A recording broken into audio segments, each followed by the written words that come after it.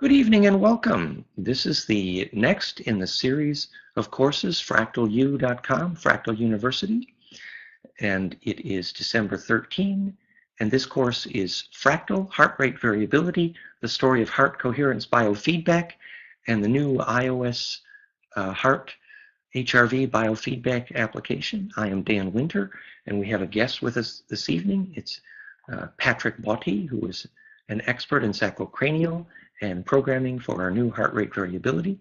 We'll hear more from Patrick in a few minutes. Maybe you want to say hi, Patrick, just to check your sound there. Hi, Dan. Glad you're here, Patrick. We have many stories to tell this evening. I thought the first thing we would do is tell a little bit about the history of how I came to discover the concept of heart coherence. You know that in the literature, where is it here? Oh, I think it's at the end of the show. In the literature, I am credited with inventing the concept of heart coherence. Here, this is where in David Severin Schreiber's book, Instinct to Heal, he says heart coherence was first described in 1992 by physicist Dan Winter and was made popular more recently by Institute of Heart Math. And I thought it's just fun to just tell that little story. I had done graduate psychophysiology at University of Detroit, was an electrical engineer, and was at that point living in Buffalo, where I was the technical director of the SS Electric, the family electric firm there in Buffalo, New York.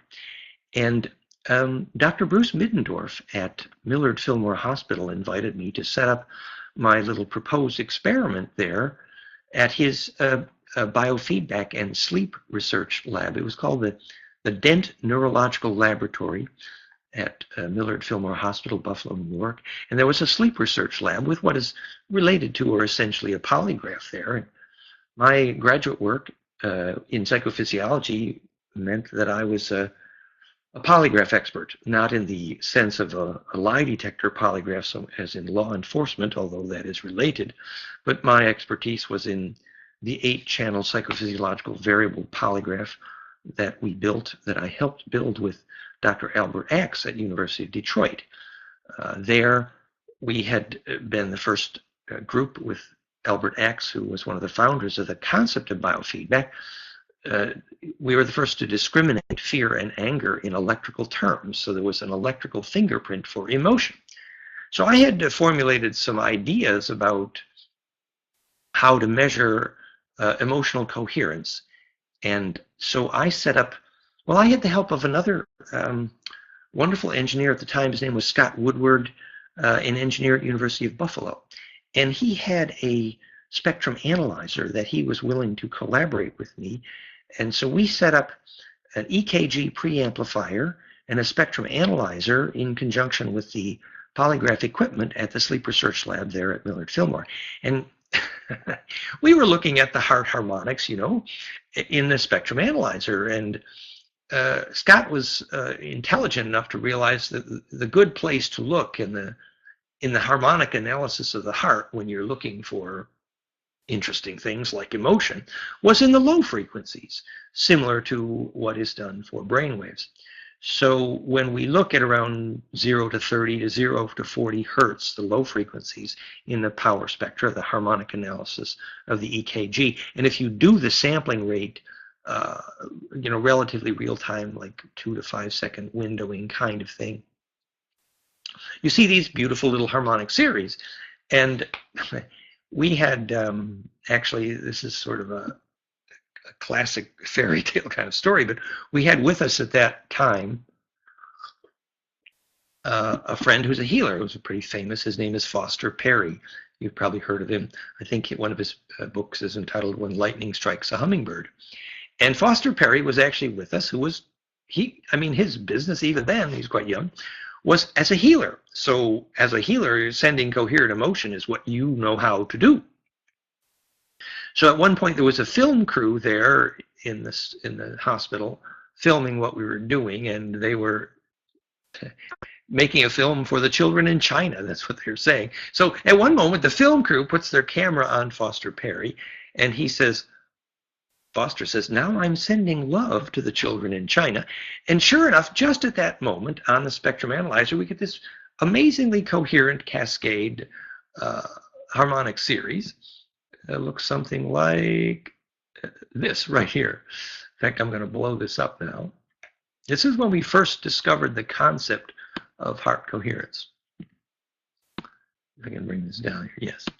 It's these very coherent cascades here. These are two different people. But this is where we first discovered the concept of heart coherence, was when you're going along and you have relatively disorder. This is the EKG here, and this is the amplification of the low frequencies here from 0 to about 25 hertz. The low frequency harmonics of the EKG, the power spectrum of the EKG. And sure enough, when he says, I'm sending love, at that moment, this little cascade became fantastically ordered. It looked, quote unquote, coherent to me. And so that's when I coined the term heart coherence, was right there. Then shortly thereafter, within a year or two, Roland McCready and Doc at HeartMath Institute got all excited when they saw my work. At that point, they were just a rock band, basically. And they flew me out there twice, and I showed them how to take their first EKG, and I showed them how to do this work to measure heart coherence. And I tried to explain to them what coherence was. And later they elected to completely ignore the fact that they learned from me, but that's okay, that's their karma. The point was that the concept of what is coherence in the heart is the real issue. And I realized that this business of onsetting internal phase coherence in the heart needed to be measured. So this is how I began to work for some years to try to find a way to quantize when the internal harmonics of the EKG were ordered internal phase coherence, called internal cardiac coherence, which is a term that I coined, even though later Frank van den Bovenkamp kind of stole that from me, but that's his karma. So what I discovered to do at that point was I was working with a mathematician in Texas, and I realized that there was a way to take a second order power spectrum called a cepstrum, which the output of which display is right here. So by putting that harmonic series of the EKG into a second order power spectra, this peak here in the second order power spectra, called a cepstrum, which is an analog of the word spectrum. The amplitude of that peak is correlates to the amount of internal phase coherence. Because prior to my work on quantizing internal coherence, for example, if you wanted to study coherence in brain waves, the only term that was measurable in brainwave coherence at that time was what's called cross-hemispheric coherence, which is where you compare the harmonics of one hemisphere with the other, and the amount by which the one hemisphere is in phase with the opposite hemisphere separately. That term for cross-hemispheric coherence is well known mathematically, but there was no way up until my discovery of the cepstrum to quantize or measure internal phase coherence. Now, the famous story about this coherence measure, and you can see the animations on the website, and this is my heart tuner invention, is that if you say I love you, or if you say anything with great feeling at that moment, this internal coherence measure is quite clearly a lie detector. In fact, it was, and it still is, my system heart tuner is used by kinesiologists. You know what kinesiologists do? They measure the muscle strength here. You put a bag of sugar on your belly, and then you check how strong is your arm. And if your arm got weak, it means whatever you put at your belly button is not good for you. And this is called kinesiology muscle testing. And it's considered a kind of a lie detector for your body, that if you put something at your heart or your solar plexus, your body says yes or no by the variable of your muscle strength. And muscle strength is correlate to internal heart coherence, because we'll see in a moment that they're ultimately the same thing, that the phase coherence of the muscle and the phase coherence of your heart are the same thing. So it's well known that your muscle strength in kinesiology is a lie detector. Well, the thing that's cool is that kinesiologists around the world began to use my heart tuner invention in replacement for the need to do muscle testing because they found it did the same thing. So there's a couple interesting questions that emerge. There is, why is heart coherence a lie detector? And you know, Dan, if you were in college once and you were learning to build polygraphs and you said you'd never build a lie detector, then how come you built one? But actually, that's not the most interesting question. No, the most interesting question is, why is internal heart coherence a biological truth indicator? And I think that's something very nice to meditate upon, but I think it has to do with the fact that you know, biology has been in the business of gathering survival data for 1 billion years, and the way it collects that data is an electric field whose max form of coherence I call phase conjugate or fractal, and that's how you embed yourself in that field if you are true, and true in the sense of you have found a shareable wave. Now, if you were to do the physics, and I do mean the physics, of what phase coherence means, it means literally which wave is most shareable. And by the way, I believe that the climax form of coherence is phase conjugate or fractal, which is, say, the climax form of compression. Like in a hologram, the one node has information about the whole specifically because compression is perfect. So the maximum form of compression coherence that causes holograms to exist is phase conjugate or fractal, which is to say that the best kind of hologram is a fractal hologram, which we know is very much to do with what's at the center of braiding, imploding DNA during the moment of bliss, and what is happening in the heart at the moment of coherence. Now, most of you know that this model from this famous book, I didn't get all my slides tonight, but there's a famous book called When Time Breaks Down, The Origin of Cardiac Arrhythmia by Arthur T. Winfrey, in which he describes where does the heartbeat come from electrically. I think it's like trying to answer your 4-year-old child who shakes your hand and says, "Daddy, where does my heartbeat come from?" Well, if an electrical engineer is trying to answer that question, he sees that there's a converging wave of voltage pressure wave differentials, which is basically a donut inside a donut, converging at the very famously fractal sinoatrial node fibers of Purkinje, where the heart gathers that charge in what's clearly a fractal implosion phenomena. In fact, fractality in the heart is famous from the literature from Ari Goldberger's work. MD, famous on fractality in the heart. So the heart, it fractally implodes this charge wave, and when it converges, if enough waves converge at once, the waves do what's called agreement. And if the waves agree, then the voltage converges, and suddenly the heart decides to fire. It's a very democratic process among waves. You could say a lot of similar things about how a nervous synapse decides to fire. If enough capacitive gradient waves converge down the axon and dendrite, and if in the democratic process of the decision of whether the nerve should fire, if enough waves have converged at once and they vote, we agree, then the synapse fires. It's very democratic. Well, the same thing's true of the heart. And that democracy among waves is called conjugation, adding and multiplying wave agreement. And so here is your heart deciding whether to fire, and it's deciding on how many waves have converged at once. If the maximum number of waves converge at once, then the firing of the heart is what's called coherent. And that's what we measure as internal phase coherence. And why is that?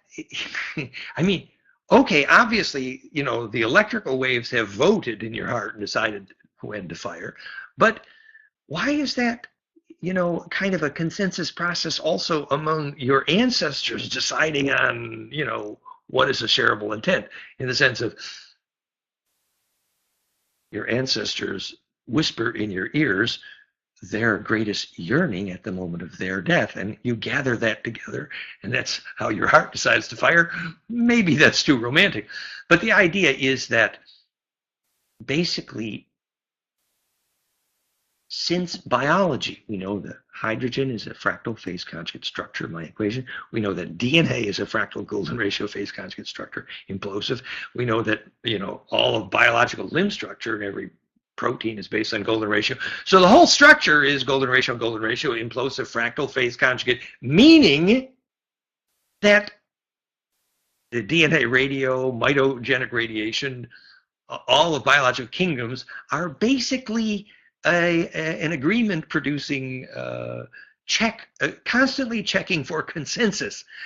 And when there's consensus, then, if 3,000 people die at one moment on 9/11, everybody feels it. And that's proven and measured, for instance, noosphere, which is capacitive coupling. So the reason the heart's fire is a measure of pure intention is because biologic agreement is electrical phase coherence. That's the point. So that's why it's a lie detector. Maybe I carried on too poetically about that. But it adds to the romance, and I think I take a romantic view of biological history. So where was I? Well, so we were describing the history of the measurement of heart coherence. Now, later I spoke at an international conference on coherence, and you can see the history of the mathematics of coherence there, fractalfield.com/coherence. And that takes you further into the history of the study of heart coherence and the fact that the original Cauchy work on coherence study and the equations for coherence, and why the equation for a second order power spectrum, or cepstrum, is essentially what this cepstrum is doing. It's simply checking to see if these peaks in the heart's harmonics are in phase with each other. If there's phase discipline, the distance between these, I know if they're musical, if that's so, then the second order power spectrum here registers a rise in this peak. Like if your lover says, "Will you marry me?" and their heart coherence goes up, that means they love you and you should say yes. Whereas if their heart coherence goes down at that moment, that means they're not speaking their truth. Whenever you speak your truth, that goes up. So, and that's a measure of whether you have phase coherence, which is a beautiful, powerful concept, because it sort of tells you, well, what are you doing at the moment of death when you gather your memories? Are they shareable waves? Shareable wave is coherence. So, subsequent to that, I built first what was called the Heart Link, and at that point, my first partner for my heart coherence biofeedback device, the Heart Link, was Andrew Junker, who was a yoga teacher in Ohio, Yellow Springs, Ohio, who also was at that time a captain in the Air Force at Wright-Patterson Air Force Base, where he took me to help him measure magnetoencephalography to teach pilots to control flight surfaces with their thoughts. And we were involved in those studies. And we learned more about capacitive biofeedback, following up on the work of Bentoff at that point, whose capacitive accelerometer measured Kundalini. Capacitive accelerometer just treats the body like the dielectric between the plates of the capacitor, where the micromotion, then just a tiny motion in your body, say your heartbeat, becomes visible on the accelerometer. It's how Bentoff measured Kundalini. Well, we were developing systems to do that for groups, micromotion entrainment for groups, and group biofeedback with a group there in Ohio with Andrew Junker. So Andrew Junker had a biofeedback environment called Brain Fingers at the time, which a variation of which is still available. And so that had an EEG preamplifier, and we then built my Heart Link with that hardware, and that was the first version, and it was very successful. And then we wanted to do it for groups, and so then I later built the Heart Tuner. And you can see much more about this Heart Tuner invention. I'll type in the link here, goldenmean.info/Heart Tuner Special. And that was very successful. And the Heart Tuner had the advantage of it did both heart EKG and it did brainwaves. The disadvantage, it was too expensive. I mean, this thing costs $2,000 to $3,000, even more now. And that the partner I had at the time, Frank Van Den Bovenkamp, became something of a thief, actually. He then, after I showed him everything, pretended it wasn't mine, and really terrible, bad karma But let's not go. It doesn't really matter because that led us to the next more fun part, which is iPhone software. And that's where we're going tonight, which was, can we apply this in a much less expensive environment? And that's where we want to go in this conversation. So here in the heart tuner, we found that the lowest frequencies of the heart, called heart rate variability, which are very commonly measured and understood by every doctor really, that these LF and the VLF rather and LF frequencies of the heart rate variability are HRV are one of the most commonly studied subjects in all of medicine. In fact, it is said that the most popular subject in all of medical literature is heart rate variability, 10,000 or more papers. And the reason is because it's so well known that you can use these harmonics of the heart rate variability to tell you about your health and your immune system. Not to mention, it's one of the major reasons that the Apple's iWatch exists, because these variables are so useful in monitoring health. So, a couple of points to make here. We know that what's called harmonic inclusiveness in heart rate variability came to be associated with immune health. And the article on that is goldenmean.info/holarchy. I'm typing in the link here in the chat window. And this is from the work of Dr. Irving Dardick, very famous, whom I knew and worked with to some extent. And Irving Dardick did wonderful work. He was a former chairman of the Olympic Medical Committee. And he discovered that from coaching athletes, that if you did this with your heart rate, which is quite literally a square wave, so well, basically what happened is he discovered that a disproportionate number of his athletes were dying of heart attacks. That was how this started for him. And he began to study the relationship between heart attacks and exercise. And he discovered that if your exercise is, your heart rate is low, and then you get out there and you go like hell, and then your heart rate is very high, and then you stop. And so if your heart rate is a square wave like this, up, down, like a square, that is a recipe to cause heart attacks. So he began to develop exercise algorithms which create Olympic athletes, and he was successful, which is the opposite, obviously. So the opposite of a square wave in a heart rate in mathematics is called perfect damping.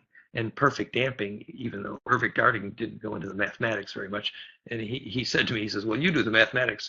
But it turns out that perfect damping is a sine wave cascade that goes to a 0 point called a caduceus, which is mathematics and wave theory's name for phase conjugation. And the perfect caduceus is famously in hydrodynamics based upon golden ratio. In fact, golden ratio in wave mechanics defines what's called perfect damping, which is the perfect path to the still point, which is exactly where we want to go in this evening's conversation about our new iThrive iOS HRV application and our fun conversation with Patrick here in a few minutes. So I realized that not only could you teach and measure empathy between people by teaching them to link their heart harmonics with a much cheaper to measure heart rate variability, but you could also teach a golden ratio caduceus breath to bring your heart harmonics to a 0 point in the heart rate variability. So everything we've been doing with the very expensive heart tuner environment, we can now bring to the iPhone. So the first application we brought to the iPhone was heartsring.com, which is on the App Store. It's about $19, and it's wonderful. But what we're launching within a matter of a month or two now, with the major help of our wonderful partners, Patrick Botti and Jan Sisek, who are here with us this evening, is a radical breakthrough which is going to offer incredible new features, much, much more advanced with the breath, with heart coherence, HRV coherence, and sacrocranial, and the sacrocranial wave, which is the known physics of bliss, tantra, and kundalini, all available right there in an expensive, state-of-the-art, cutting-edge Cadillac of HRV apps for the iPhone, for iOS. And that's what we're here to talk about tonight, that there's a less expensive way to do this, which is much more powerful and much more available to the masses.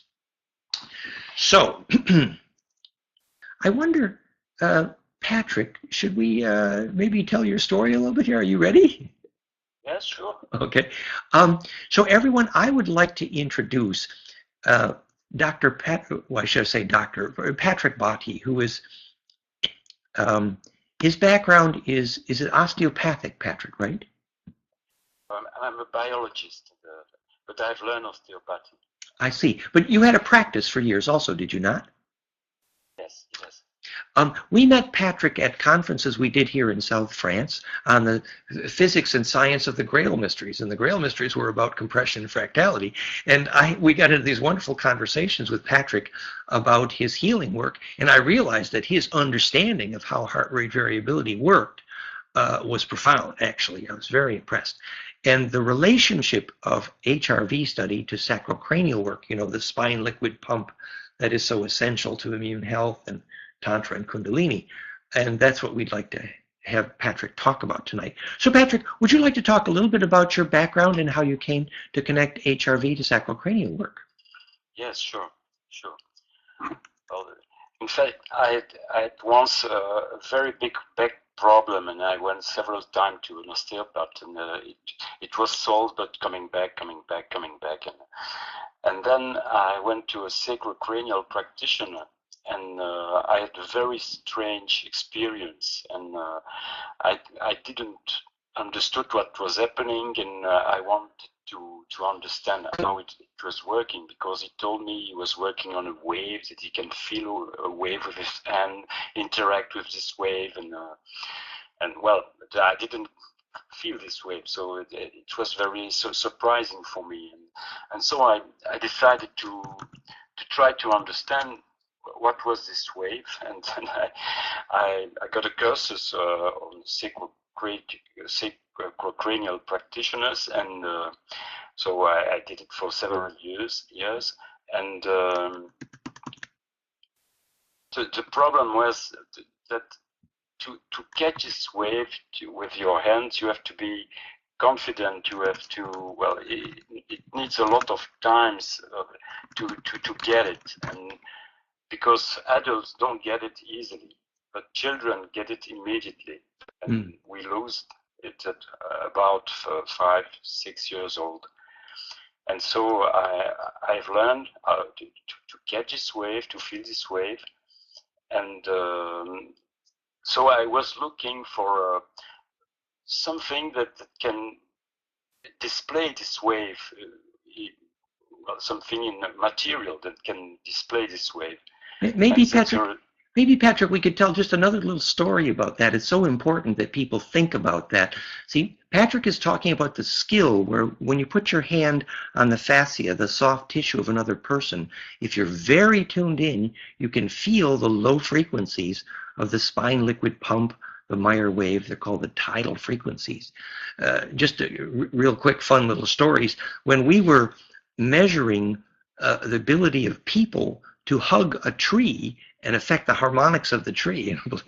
You can see that work at goldenmean.info/trees. But the point I want to make was that the people consistently who were more skilled in training the tree's harmonics were sacrocranial healers, because they were accustomed to feeling those very low frequencies. And the other thing is, we did this thing at the clinic in South Spain there with Marisol, and it's true that when multiple sacrocranial people would hold their hand on the fascia and feel those low frequencies, that the fact that they were putting their attention into the body of the other person via that touch and feeling those low frequencies would actually add coherence to the spine liquid pump frequencies and move that to a still point, which is the healing crisis. So the actual placement of your attention in the body of another, in the sacrocranial feeling of the harmonics, actually increases the internal coherence of the person you're healing, to the point that, you know, young people who had all these profound learning disabilities, if they had 3 or 4 sacrocranial people working on them, there were incredible, almost miraculous healings happening. So I'm just saying how important and powerful it is to be able to feel that. And as Patrick is saying, that skill is a little tricky. Please, sorry I interrupted, Patrick. Go ahead. It's okay, Dan. Well, I was looking for a way just to find this wave with some kind of material, some kind of well, test sensor, or well. And so there were a few studies that were done, but not in real time. So, but it was a recording of the pressure, of the blood pressure, and they found a good correlation with this variation of pressure and this sacrocranial wave. So, this sacrocranial wave is about well, let's say 5 to 7 cycles per minute most of the time. But it can be faster or it can be slower, but then it is due to the health condition of the person. So if you have an autoimmune illness, the number of cycles per minute will be much higher. And if you're very sick, you have a lower frequency, about 2 per minute or something like that. So it can be interesting also to know exactly the frequency of this wave, and then it can help practitioners too. So, and we have a chart in the new book there showing that the major harmonics of the titles of the sacrocranial actually do correspond to my equation for phase conjugate collapse, which is also true with the major harmonics of the HRV. So again, those harmonics are related in a way which is, you know, biologically implosive potentially. But yes, please, sorry, Patrick, I keep. Fine, okay then. So I tried to investigate with the computer and different sensors and see what I could get from signal. And I received a quite good signal with an ear clip connected to a PC computer. And so we made a lot of tests with different practitioners and tried to see the correlation between palpation and this variation of the blood pressure that we get from the ear clip. Could you say more about palpation? Palpation. Yes, palpation. It's what you feel. Well, you put your hand on a fascia or somewhere on the body, and then you can get this wave, which you see your hand moving in one way and then coming back in the other way, or moving up and then going down. And this is always about more or less 5 cycles per second, which is the sacrocranial wave, and which is also related. That's the reason why they investigate with pressure, because in the publication of heart rate, there are a lot of papers about a blood pressure wave, which is about, well, let's say 5 cycles, 6 cycles per minute, and which is called the Mayer wave. Yeah, 0.1 hertz is the way it's also. Yes. I'm always talking about cycles per minute because for practitioners it's easier to talk about I feel 5 times per minute and say I feel 0.1 hertz. Yeah. It's just that's the way we did the math to show that the 0.1 hertz Mayer wave fits perfectly on that cascade here. So if we look at it here is the 2 major peaks of the heart rate variability. In fact, let me just zoom in for just a second. This is what we're talking about here. This is the classic way that heart rate variability is analyzed on the power spectrum, 0.1 hertz, 0.4 hertz. And these are the 2 major peaks, LF and HF. And it turns out that the LF peak of low frequency, heart rate variability is typically described in VLF, very low frequency, LF and HF. And it turns out that the LF and HF peaks, first of all, they fit my equation perfectly for phase conjugate collapse, and the LF peak is virtually the center of the normal LF peak is virtually the 0.1 hertz Mayer wave, which is the samest wave that happens in the blood pressure that Patrick is talking about now. Did I get that right, Patrick? Yes. Yes, and it's very interesting because in osteopath school, there are two different kind of school. One school says that the number of cycles per minute is about 6. And the other school say, no, it's not about 6, it's about 10. And these, in fact, they are all connected to what you say, Dan, because 0.1 Earth or 0.6 Earth, no, not, I prefer to say in cycle per minute, because in Earth I don't have an habit to. But the relationship between 6 or 10, it's a golden mean number again. So it's just like they turning the radio to another frequency, but they're listening to something which is exactly the same thing. It's a cascade. It's in a collapse wave. It's conjugate potentially. And the point that Patrick and I are making here is that by understanding that this classic peak of the heart of the HRV, the LF peak, is normally centered at the 0.1 hertz or per minute of the Meyer wave, which is a natural wave that's flowing in your blood pressure, which then turns out to be a wave that's classic to the spine liquid pump, means that by looking at this LF peak and its connection to the Meyer wave, suddenly you're finding something that's valuable for every sacrocranial practitioner. And that's an introduction to how our new HRV software, iThrive, will be a breakthrough tool also for sacrocranial people. Did I get that right, Patrick? Yes. But Patrick, please, we want you to continue with your story, but let's have a little fun on the way. Chris, who is our wonderful engineer from Belgium, is asking Patrick, in which frequency spectrum can one get an idea of the stress levels, adrenaline and cortisol? And I think just minutes ago, Patrick, you said that if your immune system, what did you say, if your spine liquid pump was high or low? You said one for stress and one for what, did you? Well,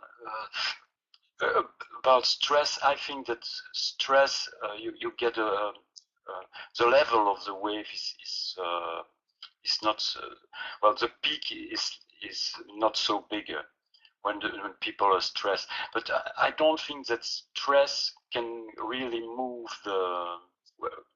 very much the position of the peak. In other words, I think Patrick is saying that the internal phase coherence or amplitude of the HRV peak and perhaps the sacrocranial will be low during stress. Is that what you're saying?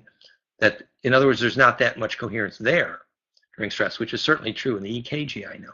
Yes, you will lose the coherence also. Yes, you lose the amplitude of the peak. Yeah, but the position of the peak, so left or right on the spectrum, will probably be linked, but to illness and not really to stress. But we should also make the point, perhaps for Chris's question, is classically the LF and HF are associated with sympathetic versus parasympathetic control. And if you're familiar with the literature, that tells you a whole lot about what's, is it the conscious or the unconscious?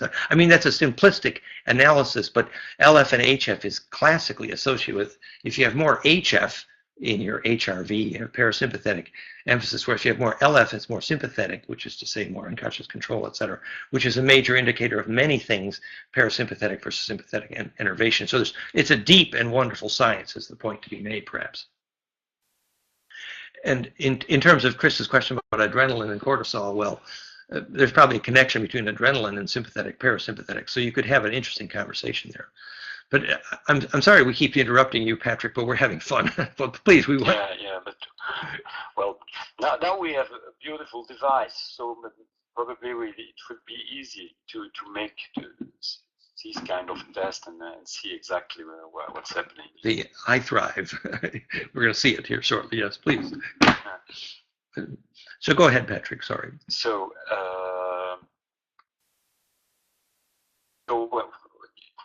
what we try to do is now to make a very simple application that can be used, because the problem with the ear clip and the PC computer, it was you have to sit, not move, but now we have an app that you can move and make longer records.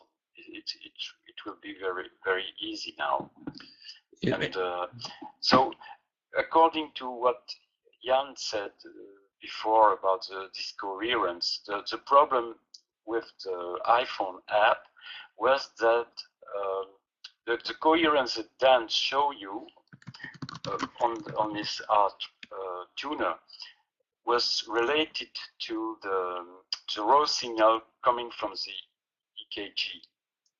And it was an analysis, so the coherence was an analysis of this raw signal. But on the iPhone application, we don't have this raw signal. So I was looking for a way to, well, by analyzing the spectrum, to see if we can find this kind of coherence. And so while you're speaking, maybe I'll show them here. So here is the raw signal now that Patrick is going to talk about. You see the yellow wave there is the iPhone camera light doing light penetration. And so the yellow wave in the background now is the raw data that Patrick is talking about. In this case, it's camera light, and the light penetration through my finger surface, vasoconstriction, vasodilation, is proportional to heart rate. And so then the LF-HF waves are now being superposed on that raw data. And this is all simply by looking at the camera light penetration. Yes, so this light, in fact, measure the way the blood is going in your vessel. And so as there is a variation of pressure, the light coming back to the sensor, to the camera, is very sensitive to this micro movement inside your vessels, your blood vessels. And that's the reason why we can get an information about the pressure variation inside your finger.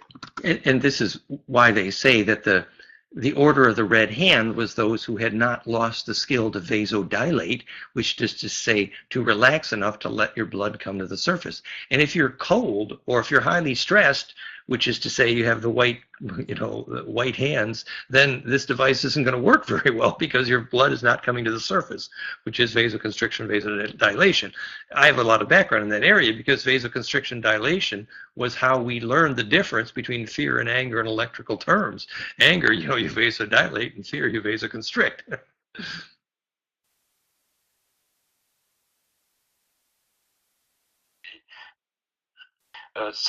I was looking for a way to find this kind of coherence in what we will measure with the iPhone app, and I tried to analyze the ratio between different peaks, and but it was not easy. And finally, I did the same thing that Dan was doing with his art tuner.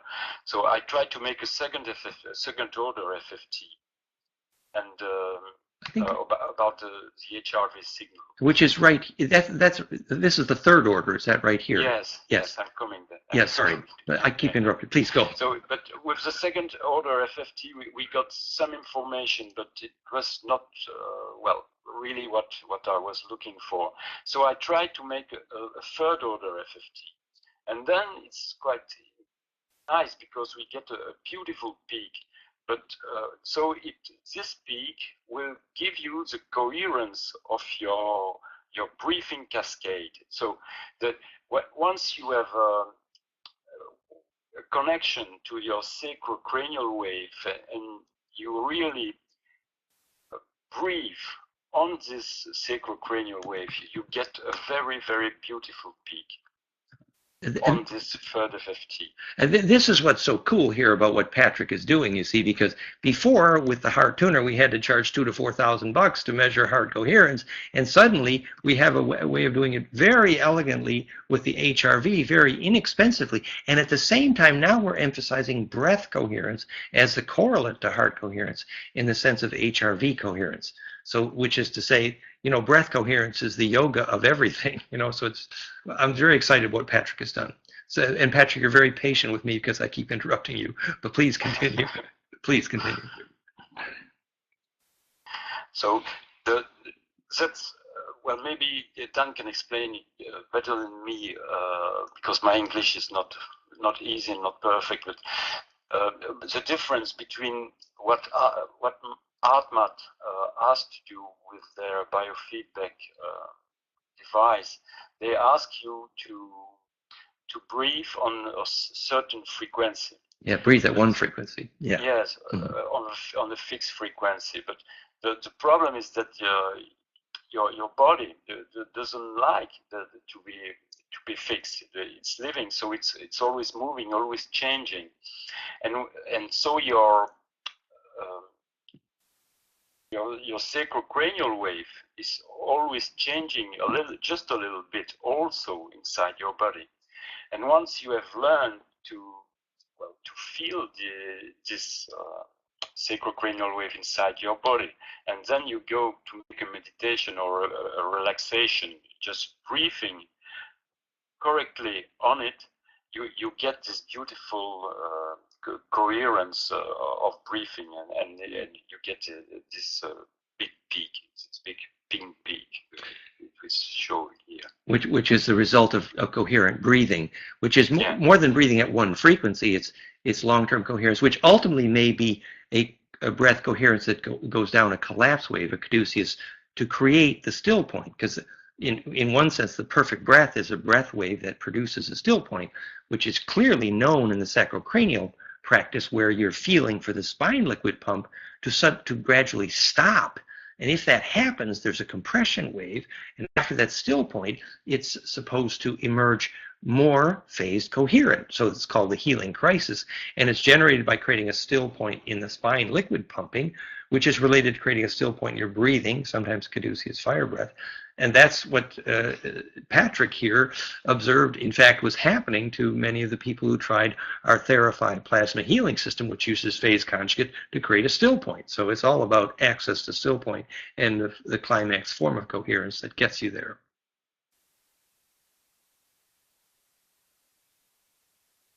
Yeah, so we jump from one thing to the other. Not easy.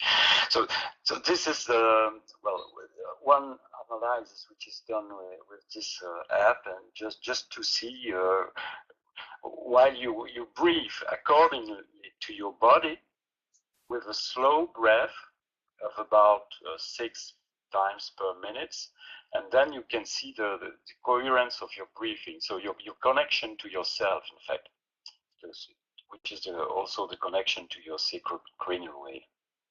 Mm. So this is a part of the application. Then the other part of the application is also to induce some kind of caduceus breath, like Dan is talking about. So, and maybe you can go to there is a cascade. Then once more, yes.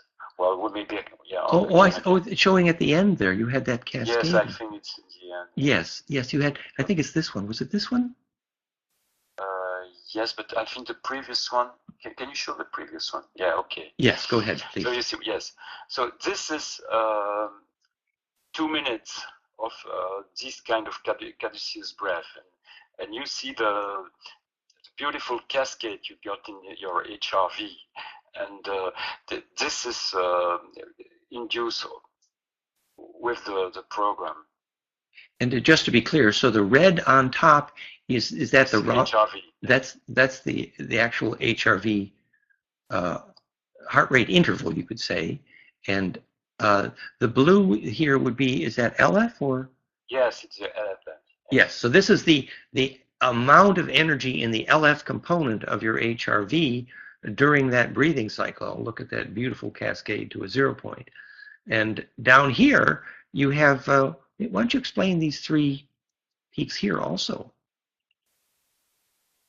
Yeah, no, there are the 3 maximum peaks of the LF band.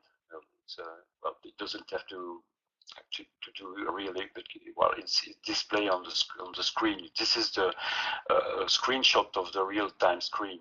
And the blue here is the LF band, and these are the harmonics present in the LF band, and this is the VLF, and this is the HF. In orange, it's VLF. In light blue, it's LF.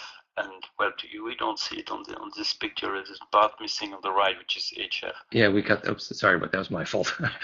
But the point that Patrick is making is that the breathing cascade produced a very measurable cascade caduceus in the LF component, and the LF component is what the sacrocranial guy is looking at because that's the Meyer wave and helping to make that still point. Is that right, basically? Yes, well, it's really nice when you can achieve this kind of a beautiful cascade, yeah. Yes, which is we're calling non-destructive, implosive, collapse, negentropic, all the good words, which really is just because when you create that climax at the end of the caduceus, that kind of still point, then creates that self-organization where the waves are sorted, and theoretically after emerging from the still point, your spine liquid harmonics and HRV will be more phase coherent, which is to say healing crisis, which is to say emerging from the disease. So then, should we look at this next slide where you kind of did a geometric analysis of, as an example? Is that right, Patrick? Or? Yes. It was done. I sent it to you just to try to see exactly the correlation between the wave at different part of the caduceus. Mm-hmm. Mm-hmm. And so maybe should we just review some of the screens in this in the new application here? This is called iThrive, and the website will be released soon. We're hitting the drums, etc. Just to say here that we've been at this for almost a year now, if you consider all the preparations here. But the release now is being delayed because we've included magic new possibilities. First of all, we should just summarize that when you use the camera here to measure your heart harmonics, you can have lots of fun for on the order of a few minutes or maybe 20 minutes or something like that, and you can learn about your HF and LF and all these good things. But for sacrocranial practitioners, they want something more professional, which is they can just put a finger clip on the fingers here, and we're using this finger clip here, which is the iHealth version, which also is going to display the, I don't know if you can see the light on here, but it's going to display the oximetry. In fact, we have a slide of this. Yes, here it is right here. So this will then be the finger clip, which will be a very professional option as another Bluetooth input option for our application iThrive. And it will not only give a beautiful feedback to the sacrocranial people, the HF-LF, and also reveal what Patrick is calling the pressure wave. Is that right, Patrick? Yes. In fact, the pressure wave is quite different from the HRV wave.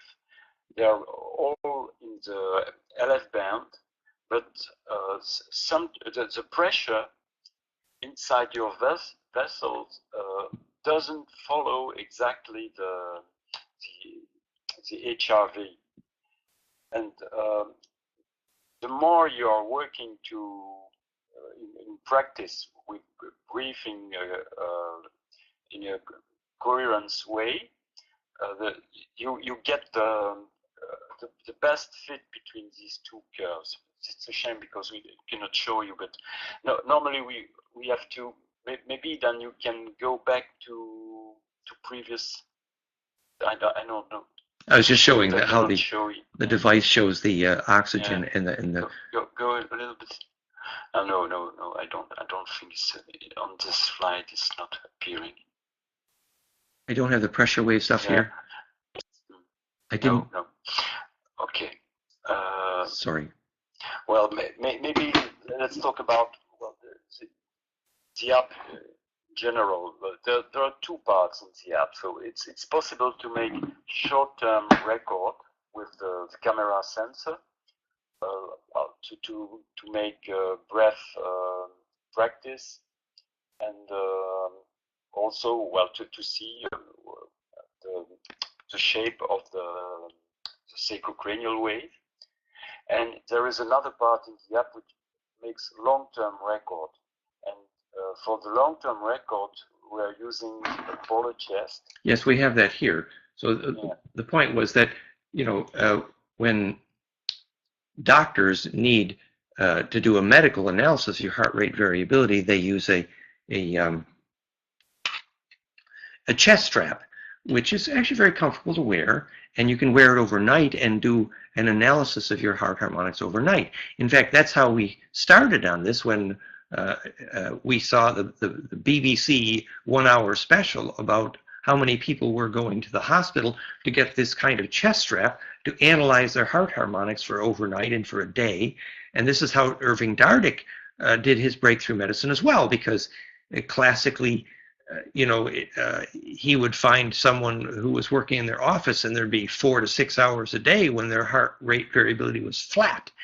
And he would diagnose their day from the chest strap recordings and tell them, at what time every day you need to get up and get your heart rate moving, or, when your heart rate variability was collapsing. And this was so profoundly diagnostic of disease that Irving Dardick generated a storm of controversy. Well, so then Jan, actually, who was our leader marketing and business-wise for this new I Thrive project in London, and Jan, I think, is with us tonight. There's Jan. Hello. Jan went to the hospital and met a wonderful doctor's team and did this analysis and realized how exciting it was that if you see your heart rate variability over an 8-hour period, and I think that's what this is, isn't it? Yes. Yes. But you see, this is becoming very popular with medical people to the point of a 1 hour BBC special on teaching people how to tune up their heart and get healthy and get back to their immune health. Was the first step was go to the hospital and get a gadget and do your long-term analysis of HRV. And the problem was that this is a very expensive thing to do, hundreds, thousands of dollars just to get this kind of analysis done. Imagine if there was an iPhone app that could take this, $1,000 service they do in the hospital and turn it into a $20 service that, now you have the tool in your back pocket for doing long-term HRV analysis. Hence, the chest strap, in addition to the finger clip, in addition to the camera, gives you all the options for the Cadillac of HRV applications. So this is what Patrick is talking about now, that he developed, separate algorithms for more long-term HRV analysis. So Patrick, again, I interrupt you, but would you like to tell more stories about this screen then? Yes, sure, Dan. Yes, in fact, here this part of this app is very useful to make a night record for the first release of the app. This kind of analysis will be the ones that are displayed here, and for the next release of the app, it will be more related to what the result you find in hospitals, more dedicated to the hospital analysis. But here there are in fact a lot of different things that can be shown. Maybe then can you go to the previous screen yes, okay. Let's begin here. So on the left part you see this is the heart rate evolution during, it's a night of 6 hours, I think. Yes, it's 6 hours. This is the time. Yep. Example. Yes. Mm-hmm. And you see the heart rate is changing during the night, and but maybe you can go to the next slide then. Yes. Again. Yes. Okay. Let's get previous one. Yes. Okay. And so what we are doing every minute is extracting the frequencies of which are coming from the LF band, so the 11 peaks, and also the frequencies, the number of heartbeat per minute, and then we make the relationship with musical notes, musical keys. I say no to keys in English. Either is fine. Yes. Okay. Mm-hmm. And we put this graph, this display here, and so as there are different kind of things in the publication, making the relationship between certain musical notes and certain part of the body, or certain chakras, or also some one frequency for the liver, one frequency for the stomach, or thing like that. And so what we are showing here, it's the evolution of all these frequencies that are coming during the night. And so we put them in a graph and see the missing frequencies. Mm-hmm. So you see, so that each musical note has a different colors. So we get the different shape and in different colors, and it's quite amazing because from one night to the other, and that's also the reason why we are putting a moon display on the top right. It seems also so related to the moon phases, the colors that are coming in. This is one of the analyses that we are doing from the recording. Yes, so, maybe yes. Just to speak to that just a moment, how exciting that is. I was so pleased and grateful when Patrick got this included. We have a long background in comparing voice analysis for healing to heart analysis for healing. Specifically, this article we did in Spain, goldamean.info/heart-voice. And we used a couple of different voice analysis systems, which are very famous, Sherry Edwards, Marisol Biosonica, many of these systems for voice analysis, where you take the analysis of your voice over a few minutes, and you have a chart looking exactly like Patrick's chart here of the present voice harmonics, and you do very detailed, literally diagnostic level of detail by missing harmonics in the voice. And this is famous from Sherry Edwards, what's called Signature Soundworks. It's all over the world.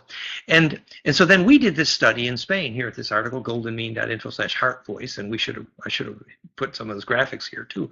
But we showed quite literally that the key frequency that shows up in your heart will invariably be the key frequency that shows up in your voice, and vice versa. So we showed consistently that voice analysis and heart analysis could be done with very parallel software, because the same kind of harmonics that are well developed in the literature to analyze health from voice harmonics apply to the heart harmonics. So then when Patrick put this in the software here, I was delighted, and you'll find that the way of analyzing voice missing harmonics and heart missing harmonics presents amazing potential to do, diagnostic and clinical kind of work and understand your own life. It's a very powerful thing. So anyway, I'm very pleased that Patrick put that there. Well, so you can see from one night to the other the evolution of different colors, and also these colors. Well, the big horizontal band is related to the heartbeat, and the lower band, the small band on the lower part of the screen, are the frequencies. The musical notes coming from the frequencies of the LF band. So the more you have different colors, the more you have a beautiful HRV. If your HRV is flat, you will have less colors, and then you will have a lot of missing frequency, note frequency are missing. Yes, and this relates to the science we were discussing, that harmonic inclusiveness predicts vitality. With harmonic inclusiveness or fractality is exactly what Patrick is saying there. If it's continually changing, then it's inclusive. And also, did you want to use the example of when you analyzed, was it your own heart overnight after using the Therify, and you said heart rate had increased? Yes, during a few days, the heart rate was very high, much higher than before, and then it dropped progressively. It took about let's say a week or something. Yeah. And the thing was, you could actually look at and diagnose a long-term change in heart rate using this overnight analysis, which is very powerful and clinically diagnostic, and normally would be very expensive hospital-grade kind of analysis. And suddenly, it's available in a very inexpensive application, which is exciting. Hey, Patrick, we have a couple of questions here, which we sort of missed on the way through. Chris had asked here. Had we looked at an ear sensor like HeartMath uses regularly? We sort of thought that the finger clip replaces that? No, at the moment it should be only possible with a finger sensor. Yes, but in terms of usefulness, the finger sensor also presents perhaps more ready availability of the blood pressure and things like that for you, and also the blood oxygen. So for now, three transducers will be what we're able to do, but we think that is the Cadillac finger clip and chest strap. What we can do is add a lot of new sensors, but we have to finish what we are doing now to release the app, and then probably we will add more sensor and upgrade the app. Yes, but to have three and to have a choice of a large number of Bluetooth sources is still quite breakthrough for our app. And let's look at the next question here. Chris is saying it's confusing. LF is below 0.1 hertz. How does that link to musical notes like 444 hertz? So how are you converting the very low LF frequencies to musical analog? Do you want to say more about that, Patrick? Yeah, but just the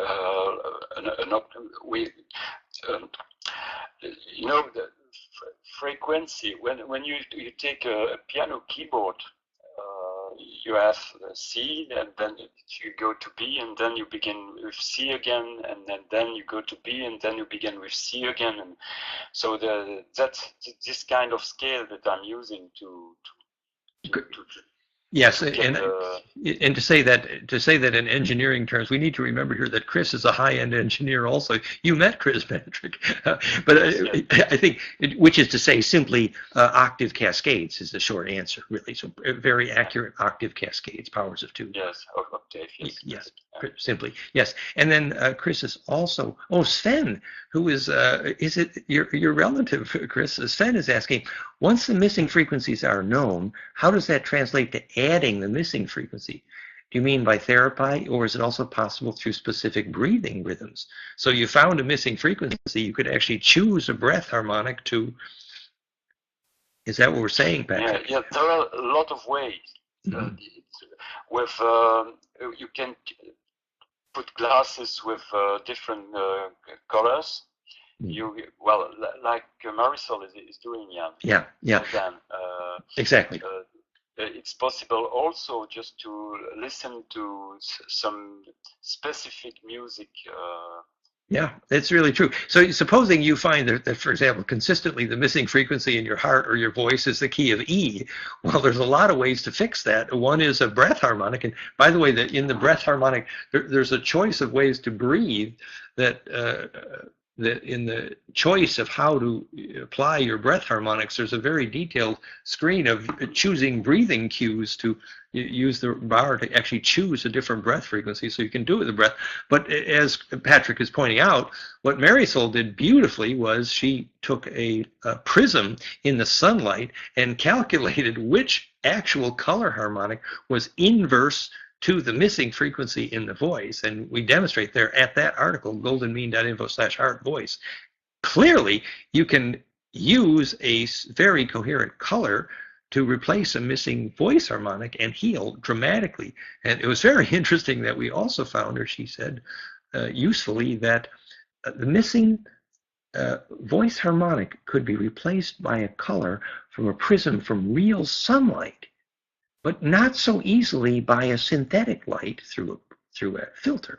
And the reason for that is now becoming more clear, because the sunlight is phase conjugate coherent down to Planck dimension via hydrogen. So you can get the translation of vorticity accurately between huge number of octaves between the light frequency and the sound frequency, etc.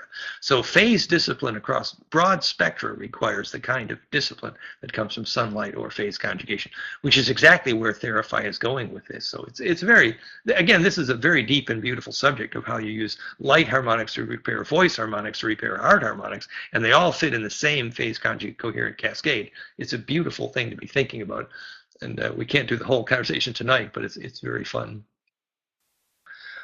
We have more questions here. Let's see if we're getting these questions. Imagining having a perfect sine wave. Yes.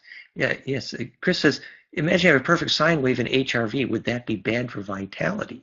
Well, I think that is what we were saying earlier, Patrick, that, when Ari Goldberger wrote that famous paper, The Healthy Heart is a Fractal Heart, and I published it at the website, goldenmean.info/heartmathmistake.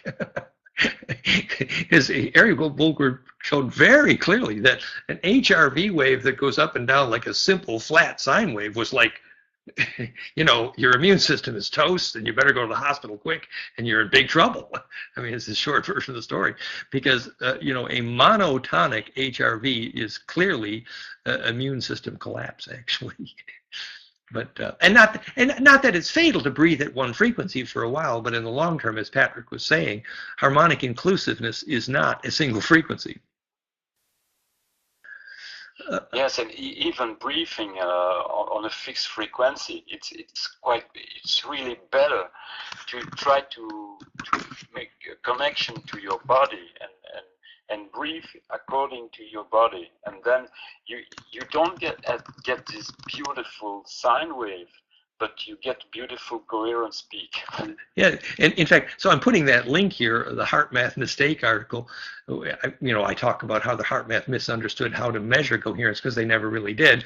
But then particularly there, in the picture at the top of that article, example C is called heart failure, and heart failure was illustrated by HRV, which was a simple sine wave. So the simple sine wave was the definition of heart failure. It wasn't quite. So, I don't want to pick on the Heart Math Institute. They've done a lot of good stuff. They're teaching relaxation and breath coherence to military people, and so what, they forgot to mention the fact that I taught them how to do it, but it's okay. Well, about the organs, out of harmony.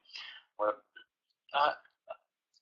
I've tried to make, but we have to make a lot of tests on different people. But as far as I've seen on myself now while testing, and the result that I get, when I'm using these musical notes in relation to chakra, it seems to fit that that there is a good relationship with the missing key musical notes, and also the part of the body which are not so healthy when I make the record. But we have to investigate, and there are a lot of papers telling that this organ is related to this frequency, and yes, that's in the that's in the voice analysis literature, and lots of literature on that. So missing harmonic versus various biological issues, lots of people have done work on that, and by all means research it. But the point is that we can apply all that immediately to HRV music, and this is the first time this has been available thanks to Patrick in our new iThrive application, and that's the exciting part. Maybe we could do just a couple other questions on the screen here while we're having fun with questions. Pavel is saying he used Heart's ring with finger detection quite often, and everything else works, but the heartbeat seems to be half of what my heartbeat is. How can this be? Actually, there's quite a few variables that determine the camera light's ability to get an accurate heart count. One of which is actually unusual. Unusual EKGs sometimes have inverted pulses, but most common issues would have to do with a vasodilation.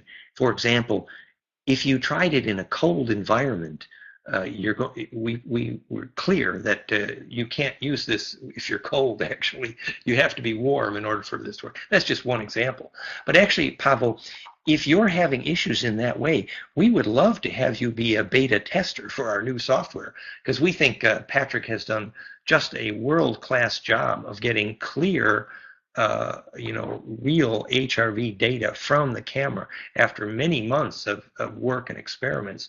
So that's exactly what we're trying to do, is get really the most accurate possible HRV data from the camera light now, far more so than we did with the early heartstring.com. So yeah, Pablo's saying he'd love to be beta tester. So we'll get back to you as we're developing testing for this. And then Kevin says, the inventor of GDV had a similar device for the organs in its development in Barcelona back in 2000, finger sensor developed for astronauts. You're referring to Korotkov's GDV. Yes, we work with Korotkov all the time. In fact, he's played with our device and we played with his device, and there's a lot of parallels here. But the GDV, of course, is using a high voltage discharge. It's a variation on the Curlian. Good. So yes, people are volunteering to be beta testers, so we'll have to get back to it. We're not clear on our beta testing program, but we're going to be involving some people. Is that right, Patrick? Yes, sure. Yes. So soon, very soon. But now it's quite a mess in the app because we are adapted the new finger sensor since a couple of days, but I think in, well, let's say 2 weeks, about 2 weeks, it will be fixed for the new beta tester, and like that we can share the app again.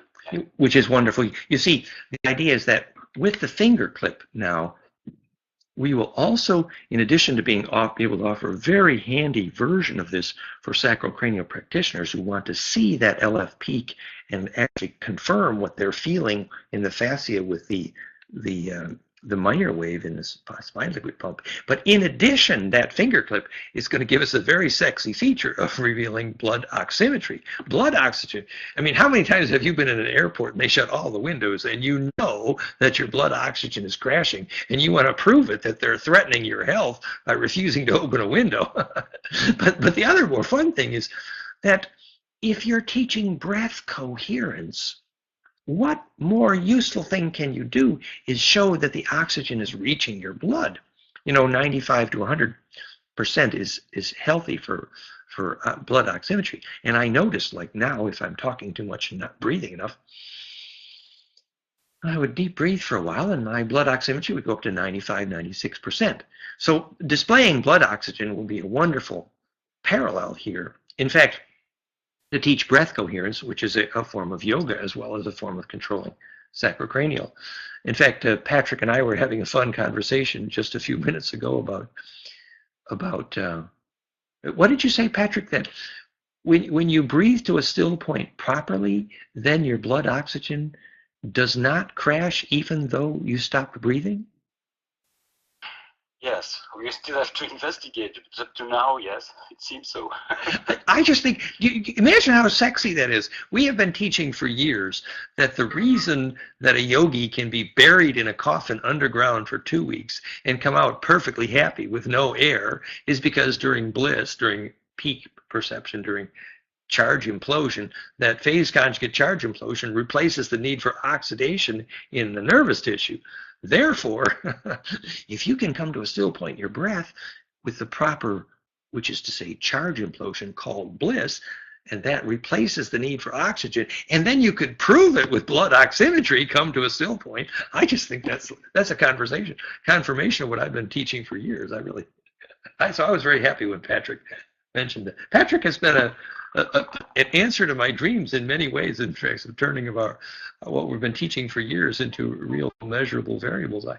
I'm grateful to Patrick. So what have we forgotten here? Yeah, but we can go maybe to a previous screen. Okay. Yeah. Yes. Well, it's a shame it's on the one on the right. Okay. Yes. You see there is, yes. Okay. So again, the right part, which is normally the lower part because it should be placed horizontally.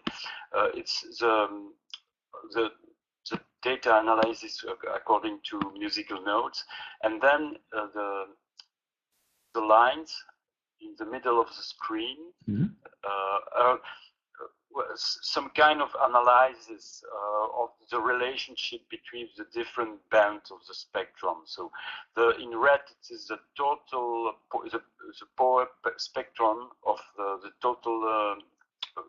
total power spectrum evolution during the night, and in white it's a ratio between part of them, and so you can see the first part. Yes, you are just on it with the red dot.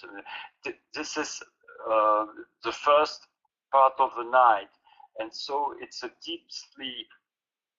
This part, you see, you're going, and then you're going up, and you have some dreaming periods and alterning with deep sleep, but which are less deep, because in the first part of the night you have a very big deep sleep, and then normally during the night you go more up and with some parts which are related to dream, but very close to a waking state, and then finally you awake in the morning. So you see the different part of your night appearing there on the graph, and the relationship also with the colors of the frequencies, the note frequencies which are coming. Well, that's beautiful. So you could actually tell when you're deep sleep versus your REM sleep kind of thing, rapid eye movement sleep. And say again what this light white line is, a ratio of. This is the ratio between the VLF band and the HF band. This is the one which shows the best evolution during the night between the different stage of sleeping. I see. So when this thing came to the left here, what you said was more active REM type sleep. You had more HF and less LF. Is that right, basically?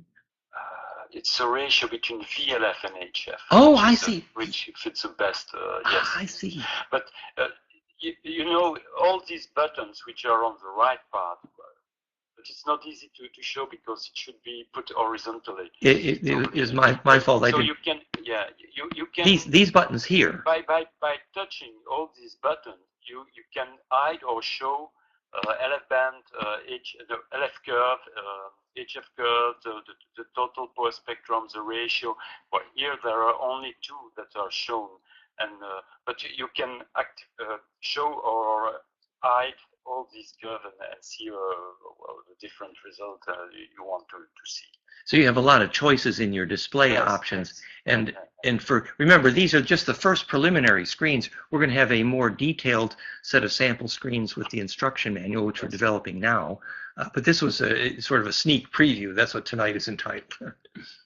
Yeah, and on the left part of the left graph, this is another way of showing it. The far left, which should be the far top, yes, that's it. It's heartbeat.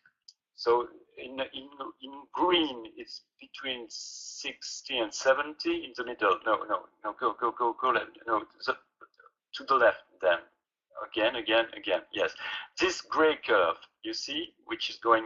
Yeah, the green part, which is in the middle, it's about 60 to 70 heart rate per minute. Oh, it's a very light green in there. I see. I'm sorry. Yes, I'm sorry. Well, it's a shade of gray, but with some green. And then if it's gray, it's below 60. If it's more white, it's above 70. So this is simply a history of heart rate over the evening, basically. Yes, that's a way to show the history of the heart rate. Mm-hmm. And all these other graphs are the evolution of the total power of a spectrum, the evolution of the LF band, the evolution of the HF band, the evolution of the VLF, LF, HF, the ratio between them, and it's not easy to explain all these things, but these graphs shows a ratio and things like that. So you can have a lot different kind of information on the history of your night. And remember, when doctors are thinking about HRV, this is the language they use, the ratio of the LF to HF, for example. This is classic medical way to analyze these things. And the fact that we can do that so professionally with a day-long or 8-hour-long analysis so inexpensively is a real breakthrough here. Yes, but it will be shown in another way for the next release, which will be more like hospital analysis. But here I think it's a simpler way to show the evolution during the night of the different things that we analyze. Yes, and so Eden Grace is saying, is there a simple way to interpret the results, indication of illness, for example? And obviously HRV diagnosis is a very advanced medical science. But just to say again what you said about, the collapse, for example, when you have stress or if you have immune, but that was in terms of the sacrocranial language, what you said earlier. Was that right, Patrick? Yes, but it's more related to short-term analysis. But also, you can also see it in long-term analysis because you will have a bigger HF and a lower LF band. Mm-hmm. If you, when in medical studies, when you get a outbreak, normally the LF band completely disappear, and they use it. They use this LF band to see how the people are recovering. So you say the LF band disappears, and that indicates stress, basically, or immune? Yes, also yes. Immune stress, yeah. Mm-hmm. And the ratio between the LF and HF. That's the primary medical indicator. And it takes a while for your layman to get used to that, but in fact, it's a way to see, because the LF basically is that more parasympathetic, whereas the sympathetic is more the unconscious, isn't that right? Sympathetic, parasympathetic is often called conscious versus unconscious control kind of thing, and that is related to LF-HF ratio. In fact, the LF is quite related to both systems. Mm-hmm.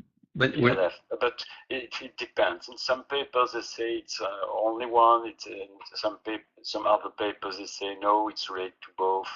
And whereas the HF is more parasympathetic. Yes, typically. yes. Mm-hmm. And so there's some questions here. Let's play with our questions. Is there a clear link between HRV spectra and brain waves during sleep? Interesting question.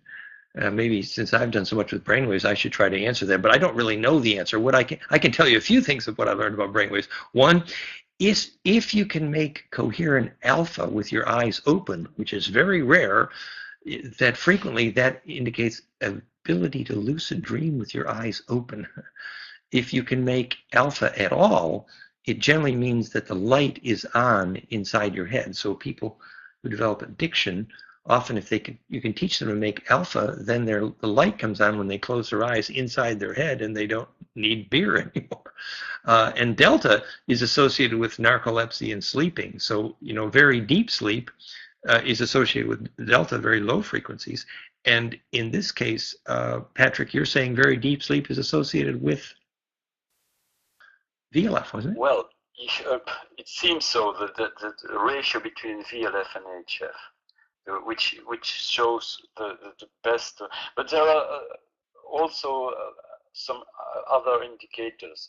But on this graph, which is on the right, the different part of the sleep, the different sleeping phase are best shown with this ratio, VLF on HF. Mm-hmm, yeah, and we're having some other interesting comments here. One suggestion, turn off your Wi-Fi while sleeping. Actually, after some Kundalini and some other things here, Valerie and I have concluded we need to turn off the Wi-Fi, period. You can feel, I feel all wired and nervous when the Wi-Fi comes on. And then the other question, Jane said, how do you train to lucid dream with eyes open? Well, you start by training to make alpha, and alpha is basically embedding with the Schumann harmonics, which is because the Schumann harmonics are around 8 hertz is what alpha is, which is to say earth embedding. So training to make alpha originally was basically training for euphoria. So alpha training is the beginning of lucid dreaming with eyes open. And advanced alpha training happens with eyes open. Initial alpha training, normally you get alpha, you get a big burst when you close your eyes and not when you open. Let's see, other questions here. How would you recognize burnout syndrome in the HRV or frequency spectra? Do you want to try to address that one, Patrick? How would you address burnout? How would you recognize burnout? Probably exhaustion. Yeah. I mean, sacrocranial people can recognize exhaustion and burnout. Basically, loss of coherence and loss of HRV amplitude, which is to say the HRV peak is basically gone because it's not stable, it's not coherent. So total overall coherence in your HRV, that third order spectrum analysis peak that Patrick is saying comes when you really get good at that breath coherence. The opposite of that, I would think, would be an indication of burnout, that the third order would probably show no peak at all and no HRV coherence. So flatline 8. What could be really nice is that we can make a lot of different tests with the beta tester and make a lot of different records, and well, put all these analyses together to get more information, because now we see a lot of things. We have already found some explanation, but I think that it's a very beautiful way to make the analysis, and we will. I think we will find new things to discover. And that brings up another point. So that with the data sharing capability that Patrick, that we're putting in this software, you can compare this with your lover, your guru, your tantra partner, and your rock star, and see if your hearts are linked up. Which we started with the early app, but now because it's so easy to share data, you want to say a little bit about that, even? Yes. Well, it's right here. Well, for my records. A part of the app allowed to make records. Well, the long-term record for a night, it's okay. You can record, and then you can share this record and send to somebody else who have the same app, and then he can play back your record on his device, on his iPhone device. And also, once you have made a record, you can play it back in different speed. You can play it in normal speed, or twice speed, or very fast speed, just to get the analysis of the night, for example. And eventually, if you have, remember in our class on bliss and lucid dreaming, we said your soul group, in addition to crying together and having bliss together, needs to lucid dream together, and which means they need to be able to gather together in a plasma bubble in their lucid dream and then go through the sun together eventually. But certainly what better training for that is to link hearts, and this ability to share data here and to see whose heart's musical key signatures fit, which is also a form of marriage counseling, we used to say. So yes, can we send this to a data bank for further study? That's exactly what we have in mind, is creating a collective data bank about these things. So we answer these questions. And speaking of questions, so Chris says, so flatline HRV equals burnout, question mark. What do you think, Patrick? Flat HRV? Yeah, flatline HRV, basically no HRV. Yes, sure. Yeah. Burnout or immune collapse. Also illness.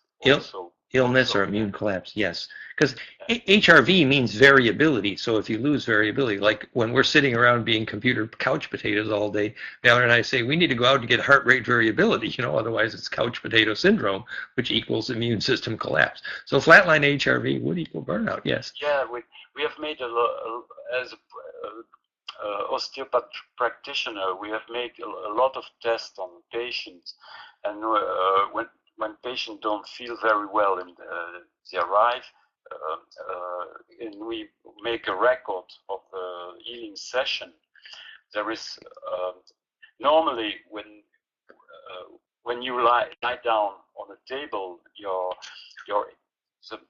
the amplitude of your HRV will be less than when you're sitting or when you're when you're lying, the amplitude of the HRV will be lower. And here, during the healing session, it's the opposite. The more you heal the people, the more you get back the amplitude of the HRV, which is flat when patient arrive. Yes. That's beautiful. So you know, better after. Yeah, Patrick has actual experience with that, and this application could then be a powerful, inexpensive tool for the sacrocranial practitioner to have the patient take the analysis home and try it again after they've been done some work. So it's and speaking of that, so we have a question here. How can we entrain to be in sync with someone else, and with how many people could we do that together? Is this the Maharishi effect to some degree? Well, remember, the early heartspring.com had the capability of doing 4 people at once where you could see their peaks move. Now, we're thinking of building some things like that, do that kind of real time here as well. But in the meantime, the speed with which you can share short data files or data files, I mean, Patrick, supposing, people were at a rock concert, having their bliss at a rock concert, and the particular song that was on was in a particular key signature, and people wanted to share on their iPhone whether their heart HRV had the same musical key signature as their favorite rock band at that moment. Is that feasible? At the moment, the app cannot do it, but it's possible. The way we have designed the app is compatible to receive a few different kind of sensor. So let's say if we have 3 or 4 people, each of them wearing a polo chest, it could be possible to receive the data from the different polo chest and to put all together in one iPhone and see to compare the signal received from the different polo chest. But the app is has been designed to allow this thing, but maybe for the next release we have to think about it. Well, in other words, a faster feedback. Normally it can be done. Because and normally, right now, the shortest duration of a storable record would be. Now, so this first release of the app is dedicated for a night, so it's about 8 hours. I see. 8 hours and a half. So right now, you're sharing with your lucid dreaming partner your history of your whole night. But again, if you lucid dream together, the period of your night when you took your lucid dream together, you could compare at what point during the night did you meet in your lucid dream and check your chart, potentially. Interesting. But you were looking at other ways. But I mean, for example, we talked about the fact that the data record storage isn't really set up in the same way when you're using the camera light. But remember, the camera light is intended for a different purpose. The camera light is when you're practicing your breath coherence and learning the impact on your HFLF, et cetera, and your HRV coherence. And so the camera light inherently is a shorter term device. And similar with the finger clip. The finger clip is normally for a session of a sacrocranial, which is what is the duration typically when the finger clip is used, Patrick? 20 minutes or half hour? Yes. Yeah. But it's just used, two different kind of use. One to see your coherence, your own coherence.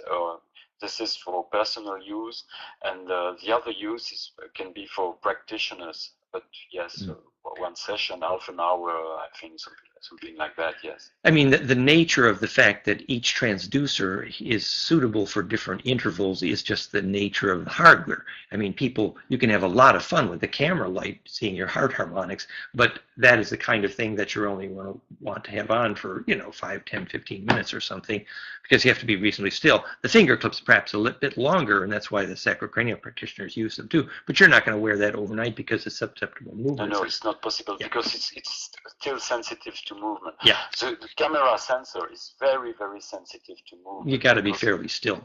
Yeah. But it's still very easy to use. But we will place videos just to explain the way to get the best result with the camera sensor.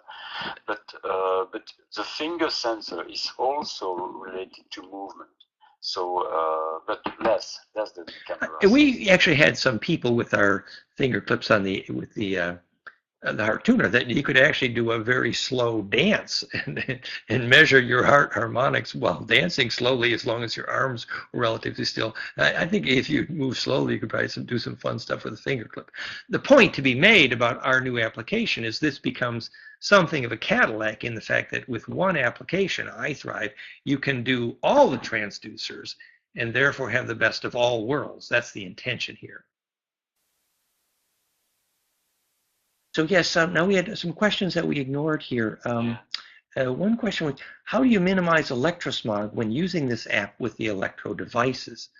How do you minimize electrosmog? Well, we're saying that electrosmog would cause some immune stress, obviously. Yeah, it's a Bluetooth sensor. Well, there are Bluetooth sensors, and if you make a night record, you can put the iPhone very far away from your bed. So there is only the pollution coming from the Bluetooth, but not from the Wi-Fi or not from the telephone waves. And I noticed too that the finger clip. You can put your iPhone about 5 meters from your bed, and it's still recording.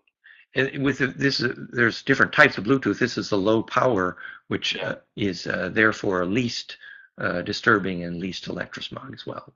And actually, if you're looking to debug your bedroom of electrosmog, in a way, heart rate variable analysis could help you, because if, for example, supposing one night you eliminated all the metal and TVs and transformers in your bedroom, your heart rate variability that night should tell you your heart is happier. Wayne says, this is a tool to become one at peace with higher intelligence, working together, becoming more for each other, truly powerful. Yeah, I mean, we're saying that from a medical perspective, what the sacrocranial people call a spine liquid pump still point is very close to what spiritual people call the oneness moment, the timelessness, etc. And the fact that the Therify phase conjugate creating a still point between high frequencies relates directly to the fact that the Therify created a still point in the low frequencies of the spine liquid pump. So the very concept of the possibility of a phase coherent still point is very much associated with oneness experiences. And that suggests that teaching people to do this in groups has very powerful spiritual potential here. And with inexpensive applications like this, being able to do it with a camera light, for example, and do breath exercises together has great implications for group spiritual process and oneness experience and conflict resolution and all the things we talked about at heartsring.com, where they actually do this in a business environment to create consensus in a corporate boardroom. Eden Grace is asking, Patrick, are there differences in the use of the app on the iPhone versus iPad? One thing we could say is the iPad has no camera lights, so there are some things you can't do. But eventually I think we'll get there, won't we, Patrick, for the iPad and Bluetooth? Yeah, but I think the first release will only be for iPhone.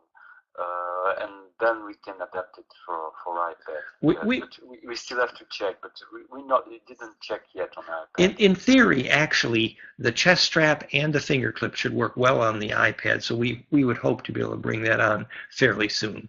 But at no point will the iPad be doing a camera light, so that was the case with heartspring.com as well. I've tested yesterday on iPod Touch, and it's working also. Oh yeah, it worked on the iPod. But iPod Touch 5. iPod Touch 5 is a yes for this. Yes, there was a question also. Yes, iPhone 5 is okay, but not 4. Yeah, iPhone. Yeah, that's right. I had an iPhone. We have a lot of iPhone 4 is going too slow, and also we have problem with Bluetooth, so it's not possible on iPhone 4. But you just begin with the 5S, and it's okay. Yes, so that in the Hearts ring was good back to the 4S, but generally from iPhone 5 on now is where we're providing support, and we do hope to offer the iPad support very soon. We'll be testing there, and the Bluetooth options should be available there. So it's cooking nicely. Yes, normally it should work also on the iPad, but we have to fix a few things to allow it. Yeah. Right. So then let's just see if we finished our slides here, Patrick. Did we? This is just a display. Yeah. Well, this is the running screen. So the lower part of the screen you have the spectrum, the peak of the spectrum, and then this is on the left part of the screen. So the left screenshot. This is a lot of buttons that you can touch on during display to show or hide different part of the display. So you can decide to show the VLF, to show the LF band, to show the LF waves, to show the pressure wave. Also a button to help you to use the camera sensor with a finger test, which show the raw data coming from the camera, just to help you to learn how to place your finger. That was that yellow line, just to see if you're getting clean data with finger test. Yeah. Mm-hmm. And also some vertical lines that can be placed in the FFT spectrum, just to show you where are the golden numbers. Well, there are different things. Also, on the right part, you see on the right graph. Go up. You see the red vertical lines. Red vertical lines. Yeah. Yes, these. No, lower. Yeah. These are the musical notes from C to B, and you can see the notes which are coming while you're playing with the app in real time. And so you can decide to display them or not. There is also a zoom option for to zoom in the FFT spectrum or zoom out the FFT spectrum. And also you can change the display, the time base of the display. So show 1 minute, so to last minute, to 4 minutes, to 5 minutes, last 5 minutes. It's a shame that we cannot show it playing in real time. Yes, we'll have it real time in video, but we can still explain a few more things. So are these vertical lines right here, Patrick? Are these the golden ratio points? Yes. And you can see over here similarly. So the golden ratio points in the HRV are actually indicated. So you can see if you're actually getting that collapse harmonic cascade. It's a beautiful thing. And this orange curve at the top here, that's the third order FFT then? Yes. Yeah, and that's where you get that peak if your breath was... Yes. And this is the musical harmonics, which is lovely. You'll be able to see that real time. And the red line here, that's the actual... HRV. That's the raw HRV, essentially. Yeah, the raw HRV, and the three big waves just under the HRV. So in orange is the VLF wave, in light blue LF wave, and in purple? In purple, yes, dark blue, the HF wave. So you're seeing all that in real time. So it's moving in real time, so you can see exactly. And when you are using the finger sensor or the camera sensor, there is another wave which is coming, which is the pressure wave, which is related to the Mayo wave, so which is related to the sacrocranial wave, which will appear in yellow. So that's not here. And what Patrick is referring to, the pressure wave, is literally the curve of the change in blood pressure. Is that right? Yes. Which is literally also then what's a major factor in the spine liquid pump. And so that's what and the pressure wave is available from the finger clip and the camera light, but not the chest strap. Is that right? Yes. This is a chest strap. No. That's which is not a chest wrap. Yes.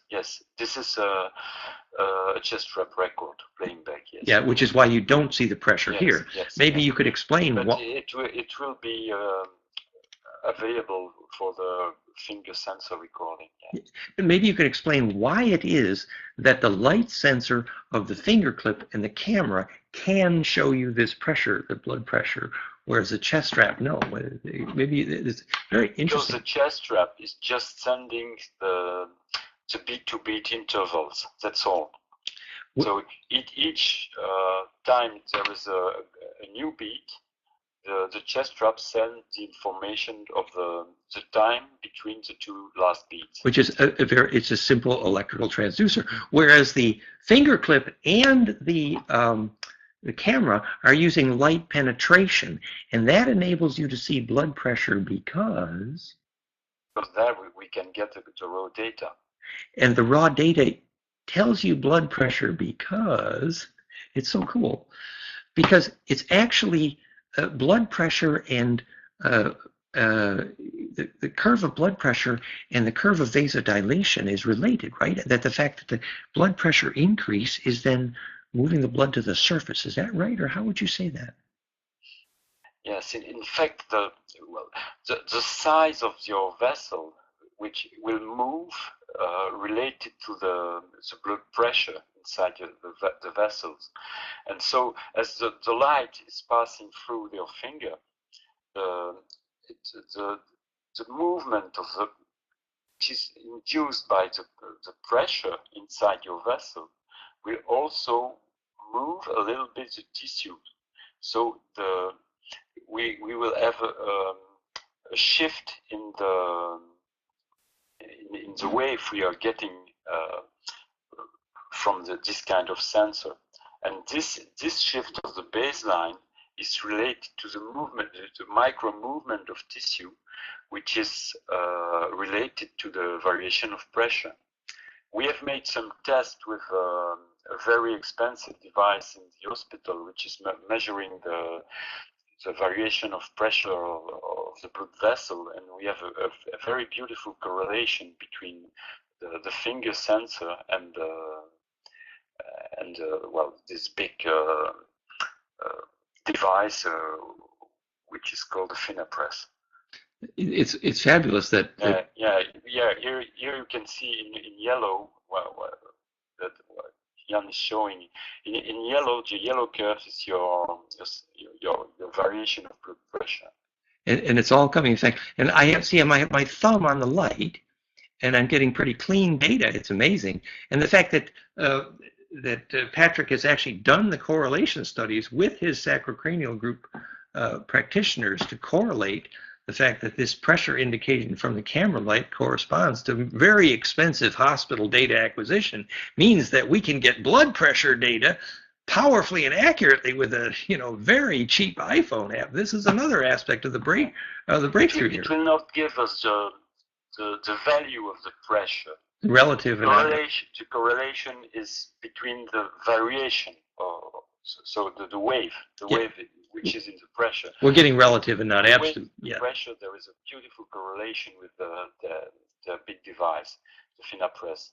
But the FinaPress, that's also the reason why it's so expensive, can give you the value of the pressure. But what we are looking for the variation of the sacrocranial wave is not we don't need the value. We just need to see the wave. To see the change. And then that relates to the Meyer concept. Yes. And maybe since that Meyer wave around 0.1 hertz is so essential to the sacrocranial measure as well, we didn't talk much about what the Meyer wave actually is. A natural cycle in blood pressure change induced by... That's something that they measure. And it's not normally, there is what they call how do they call it? Your HR, when you measure your HRV, normally this variation of heartbeat is related also to your breathing. So when you breathe in and you breathe out, your HRV goes up and down. Okay, so that's the reason why you get some kind of wave in the HRV. But this Mayo wave was also measured even if there is no breathing. So this pressure wave is still there, even if you don't breathe. It had something with natural peristaltic in the blood vessels themselves, I think, a natural rhythm. And yet it is so profound that the yogi knows that you have to control your breath in order to control your heart. And we now know it's simply you breathe in slightly and your heart rate goes up slightly. You breathe out, your heart rate goes down slightly. So that's actually the wave, the yoga of heart control with breath control. What is very interesting is just to catch this wave, to breathe on it. Yes, and that's what Patrick is so good at is teaching you to actually catch the 0.1 hertz wave, the Meyer wave, and breathe there and cohere your LF, which is the Meyer wave, and thus your spine liquid pump, which is exactly what the sacrocranial practitioner needs. Just helps you to do it. Yeah, and that's part of the beauty here. And speaking of the breath curve, then Patrick, this display. Let's see. The breathing cue is not on this display. Is that right? No. We don't have the breathing cue here. But no. But the breathing cue is just a bar that goes up and down to teach you. Yes. It's on this part of the display. Yeah. To teach you how to breathe. I think that soon we will have a few videos showing. Yes. All the things that is possible to do with the app. Which will be on our Breakthru new website, which we're not allowed to announce tonight because Jan, our marketing director, has a major splash very soon on this.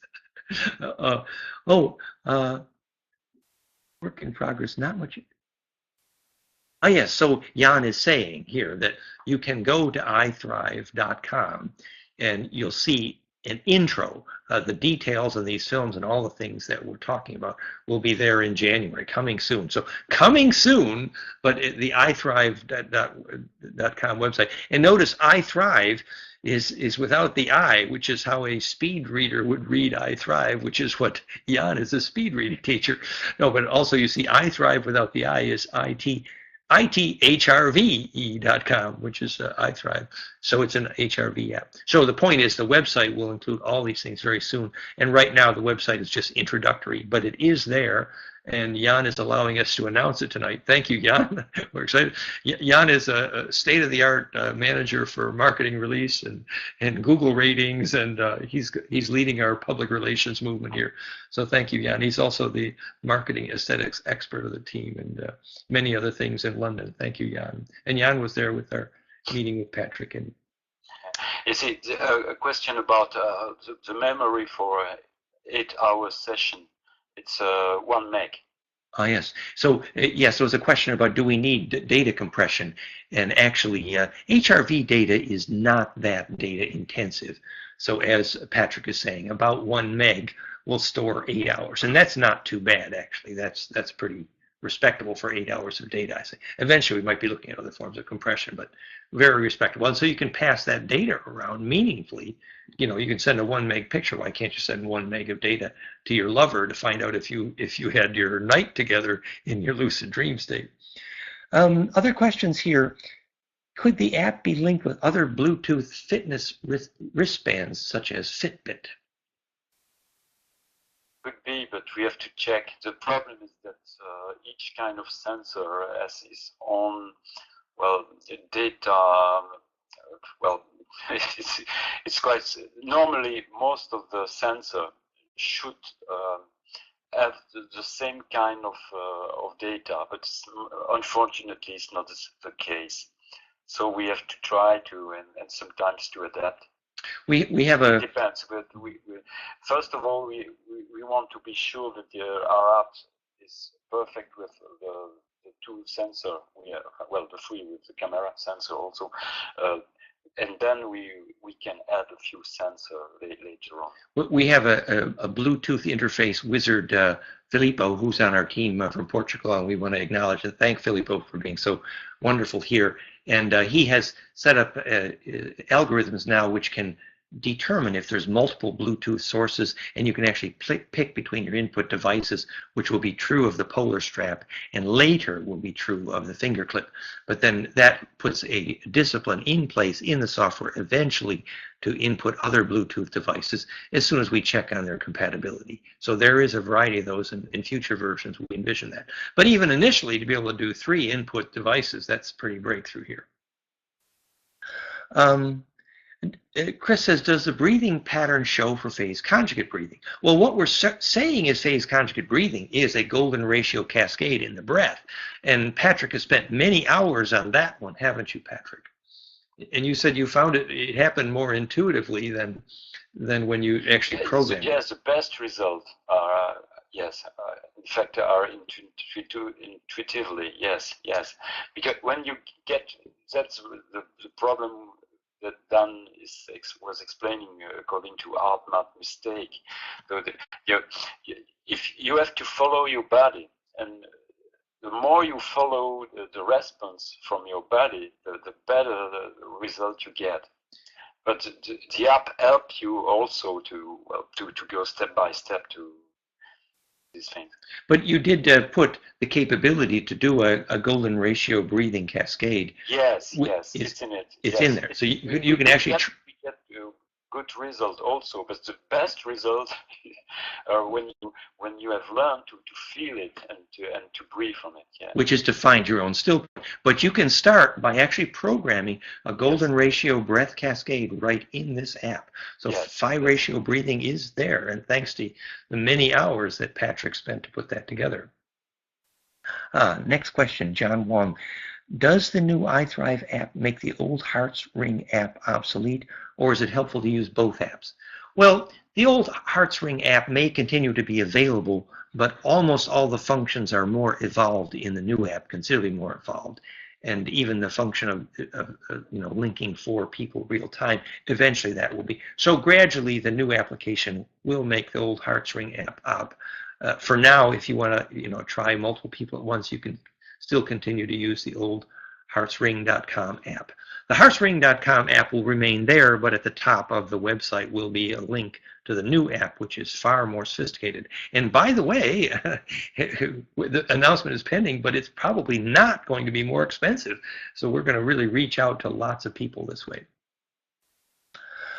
Chris, so the pacer leads you to that optimum breathing. Yes, actually, the pacer is this breathing cue. You can't see it. Sorry, we don't have to see it. But it's actually a simple vertical bar on the screen that you simply learn to breathe with that bar, and then it will cascade you in any way that you program it. And the programmed options for the breathing cascade choices are very detailed. There's so many. Whoops, back to the app here. Oh, I lost it.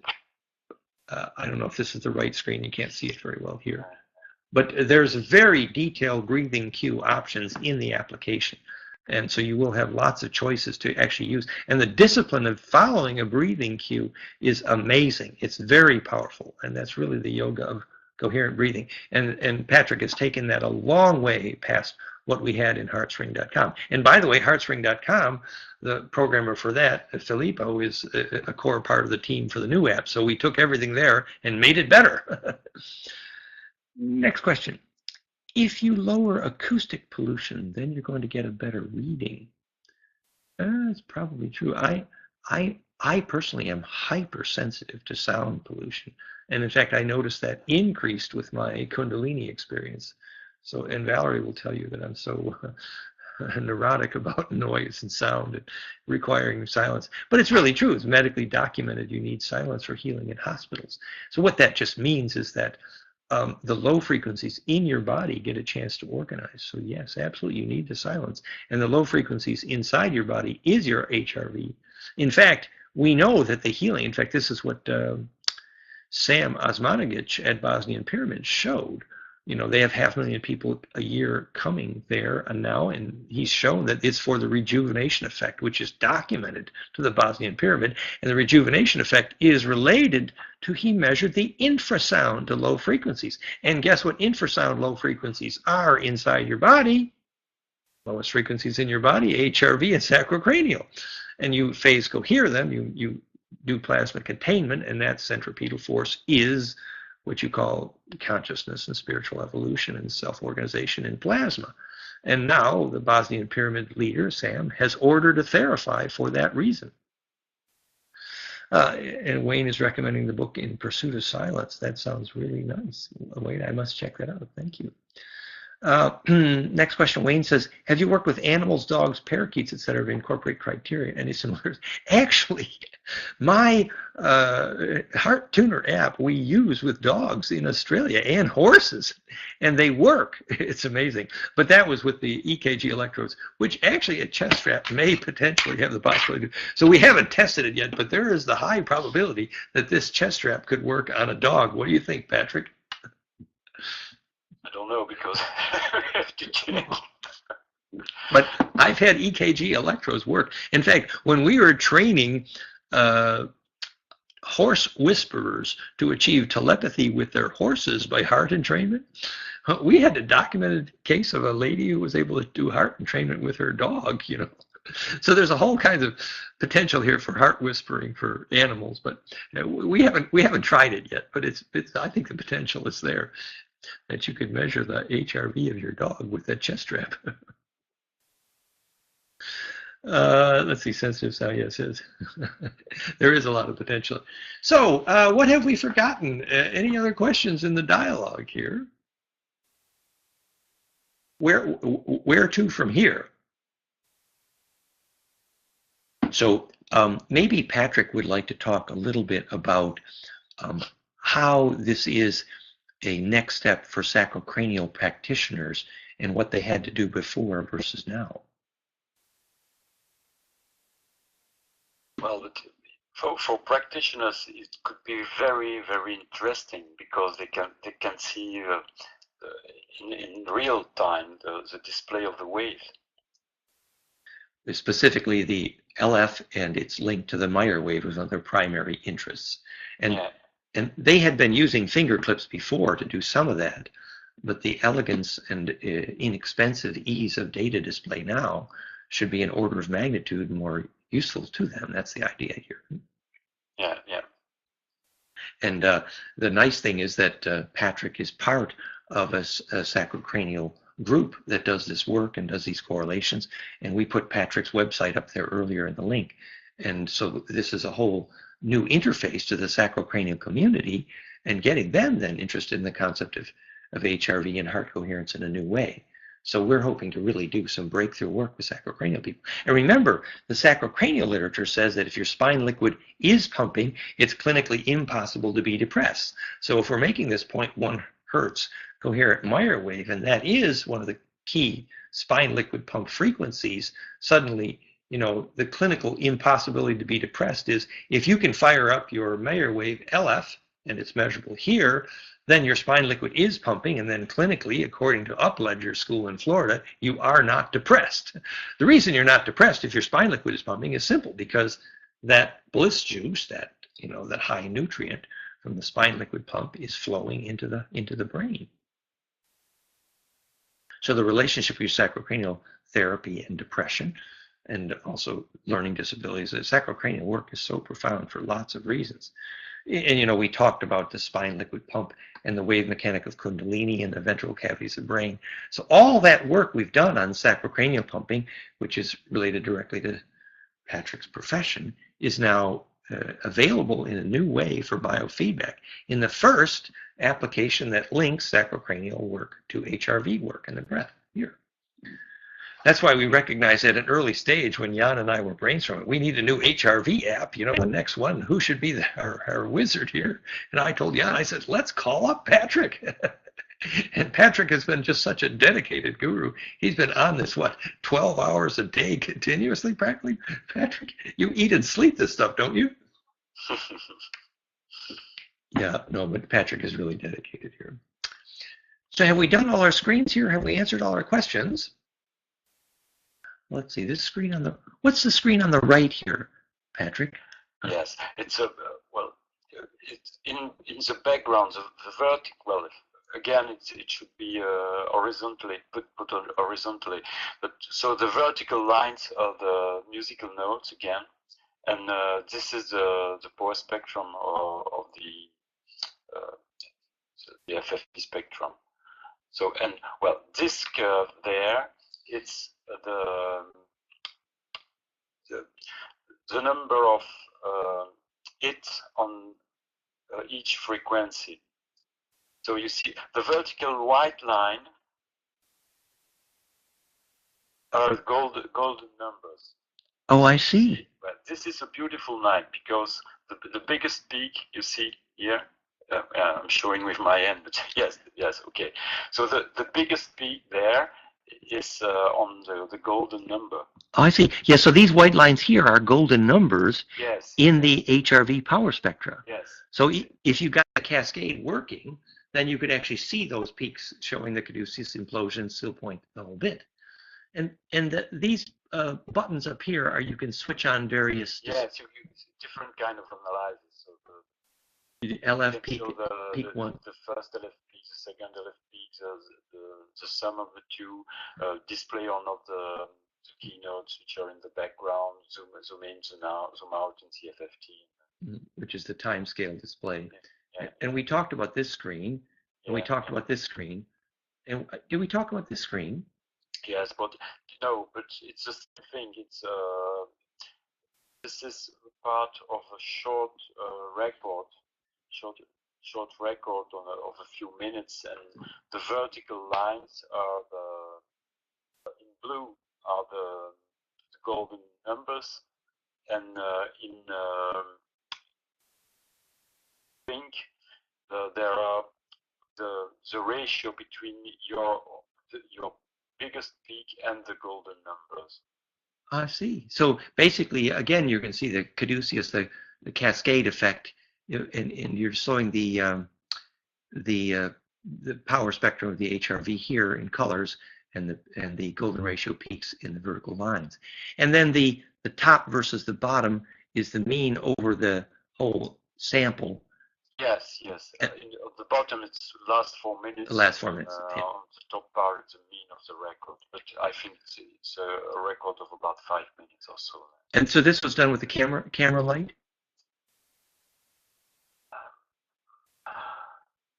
You know, this kind of display is possible with the camera light. Yes, it's possible. It will be displayed in both cases, but I don't know. I see. So you can do this kind of display with either of the transducers. Yes. But for short records, yes. This kind of display is related to short record. Yeah, which is good. So I think we've talked about, we've done all our homework here, actually. So this was the happily ever. Oh, this is some of the early work we showed with the phase lock of the brain wave with the EKG. So this would relate to the question about, can you show a relationship between brainwave and EKG? Here we're showing the actual peaks in the EEG, and we're showing they showed up in the EKG. So this is the brainwave power spectrum here. This is the EKG power spectrum at the same moment, and look at the phase lock. And also here you can see the moments of max coherence in the brainwave versus max coherence in the heart. So this whole work we did on linking heart brain waves and brain waves and showing the heart harmonics and the brain harmonics link up, we can now apply to HRV and take this system here, which costs, you know, $2,000 to $5,000, and apply it to a system which is going to be under $20, we think. So that's the miracle of iOS and putting this on the iPhone. Great. Pavlov says, question on LF. Sometimes relaxation triggers something that makes everything I see blank and then normal, smoothly coming and going, blackouts in a cycle of 4 to 8 seconds. 4 to 8 seconds. What bodily cycle could this be related to? A 4 to 8 second interval. 4 to 8 seconds could be related to one of the sacrocranial intervals, couldn't it, Patrick? Yes, it's about the same cycle, yes. So, and you know, the spine liquid pump arrival in the brain, Bentoff documented, is the ringing in the ears heard by meditators, and the power spectra that is in my book. So it shows the cascade of spine liquid pump harmonics and the cascade of the frequencies heard by meditators during Kundalini and bliss, and it showed they were in phase. This is the basis of Bentoff's work in stalking the wild pendulum. So if we now see those 4 to 8 seconds harmonics in the spine liquid pump are directly in phase with the brain liquid's low frequency sound, the infrasound, which is the key physics of Kundalini Tantra and bliss. And so if you say you're having some kind of blackouts associated with that, I would say it's very likely related to the phase lock between the ventricle brain liquid frequencies, Bentos work, and the spine liquid pump frequencies. Basically, the spine liquid pump is the lower part of the brain liquid, and that's all related to the literature on epilepsy as well, actually. In fact, you know, we don't want to romanticize this, but it is said that the tendency to epilepsy happens in some cases because people are unwilling to allow themselves to go to the still point of bliss, and that if you allow yourself to enter the still point of bliss willingly, then the epileptic seizure is biologically unnecessary. I'm sure there are other aspects of this, but basically this is why I believe firmly that a real science, discipline, and hygiene to bring you to bliss peak eliminates the epileptic urge. Because basically, epilepsy, the body is saying, I need the still point. You know, I need massive phase lock. And to achieve massive non-destructive phase lock, I believe that's conjugation, and that's what bliss is. I'm not saying this is a solution to all epilepsy. Absolutely not. But, you know, I had a lady friend once from actually Santa Fe whom I saw that once she learned how to find her bliss process, this tendency to epilepsy disappeared. Pavo says, very interesting. Great. So anything we've forgotten here? Patrick, any final comments, thoughts? Have we tired you out? How are you doing? Did I interrupt you too many times? It's okay. No, I think with well, maybe we should do some better video. Yes. Yes. That is. It would be easier. We will make some very small video concerning different part of the product. I think it would be easier to understand. Yeah, short video clips. Yes. There are a lot of different possibilities, and it's quite different to jump from one to the other like we have done now. Yes, I just very quickly put together some sample screens for tonight's conversation. Remember, this is a sneak preview, and the real educational materials in the manual was well underway, but then it was delayed as we got so excited to introduce the new transducer to the application for the first release, the finger clip, because it's going to do blood oximetry and be so wonderful for the sacrocranial people. So then we had to kind of restart our production of the educational materials. So they will be coming soon.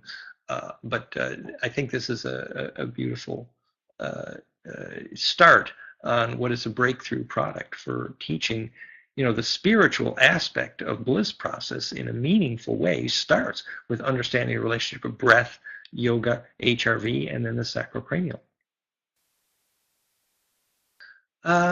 Okay, any final questions or comments here? I want to thank the iThrive team, and I thank Jan for helping us announce iThrive.com. The website is coming soon.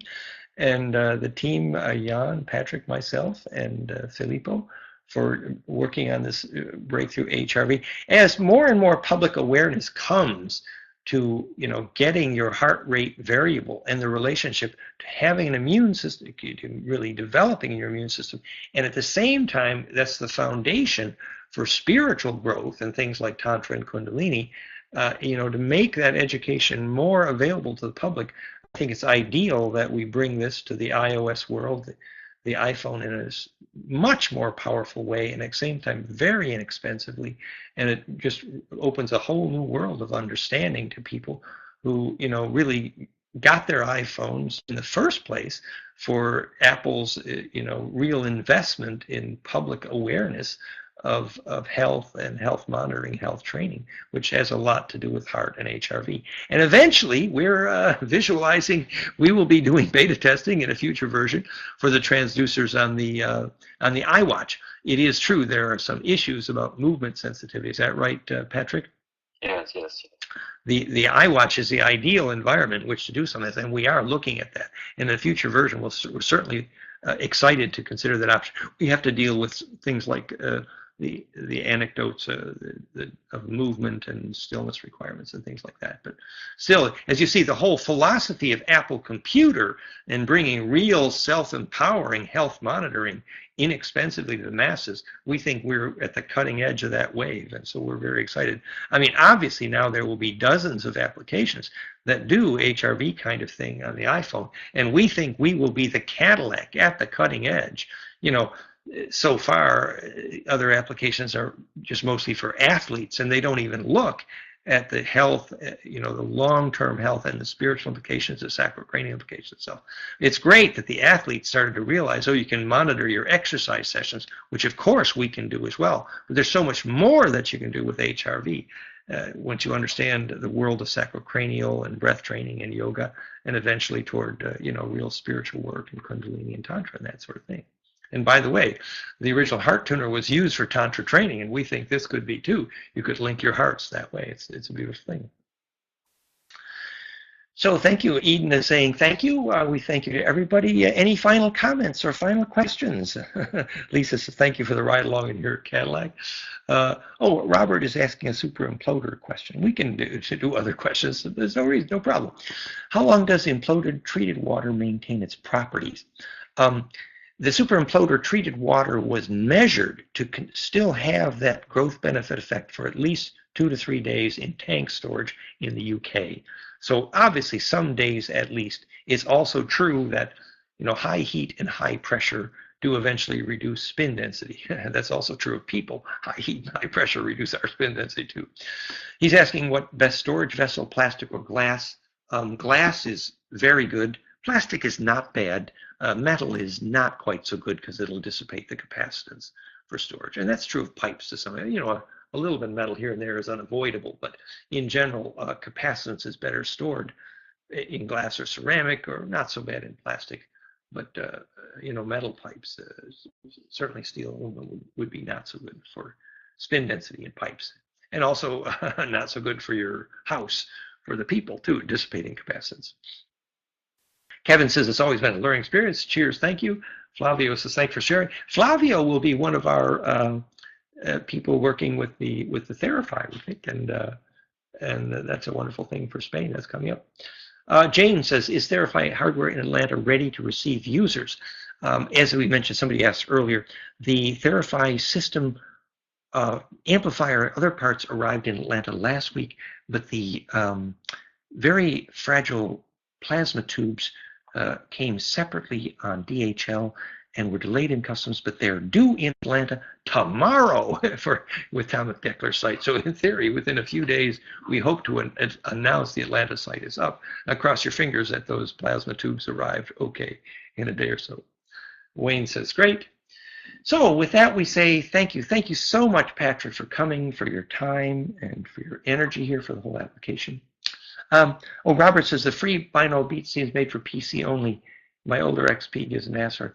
Any macro? No, unfortunately, the binaural beat application, and binaural beat is a sound which can be a breathing cue, so it is related to this conversation with you. But it's true, the binaural beat application is called fractalfield.com/implosion sound, and the software there is called Secret Sound, and that software, unfortunately, is PC only. And it runs on Macs only in PC emulators like Parallels or Fusion. So yeah, that is a PC only app. But Implosion Sound is moving toward this still point, and it's actually those exact frequencies which feed the low end of the Therify, which made the still point in the sacrocranial. So it is, it is a form of still point. Patrick, any last word? Thank you for all this conversation and for all these questions. Thank you for your patience with us, Patrick, and thank you for being so deeply involved with this work with HRV and sacrocranial. And thank you for Jan for being our support person and key ally in developing this new software. And thanks for everybody that came. Stay in touch. We'll probably put this film for now at the top of heartsring.com, and eventually we'll be sharing it with the iThrive website and work, and we'll have more advanced films, training films for iThrive very soon. Blessings, sweet dreams. Good night, everybody. Thanks for coming. Good night. Good night. And thank you. Bye. Bye-bye. Thanks, everybody. Bye-bye. Here's to heart coherence.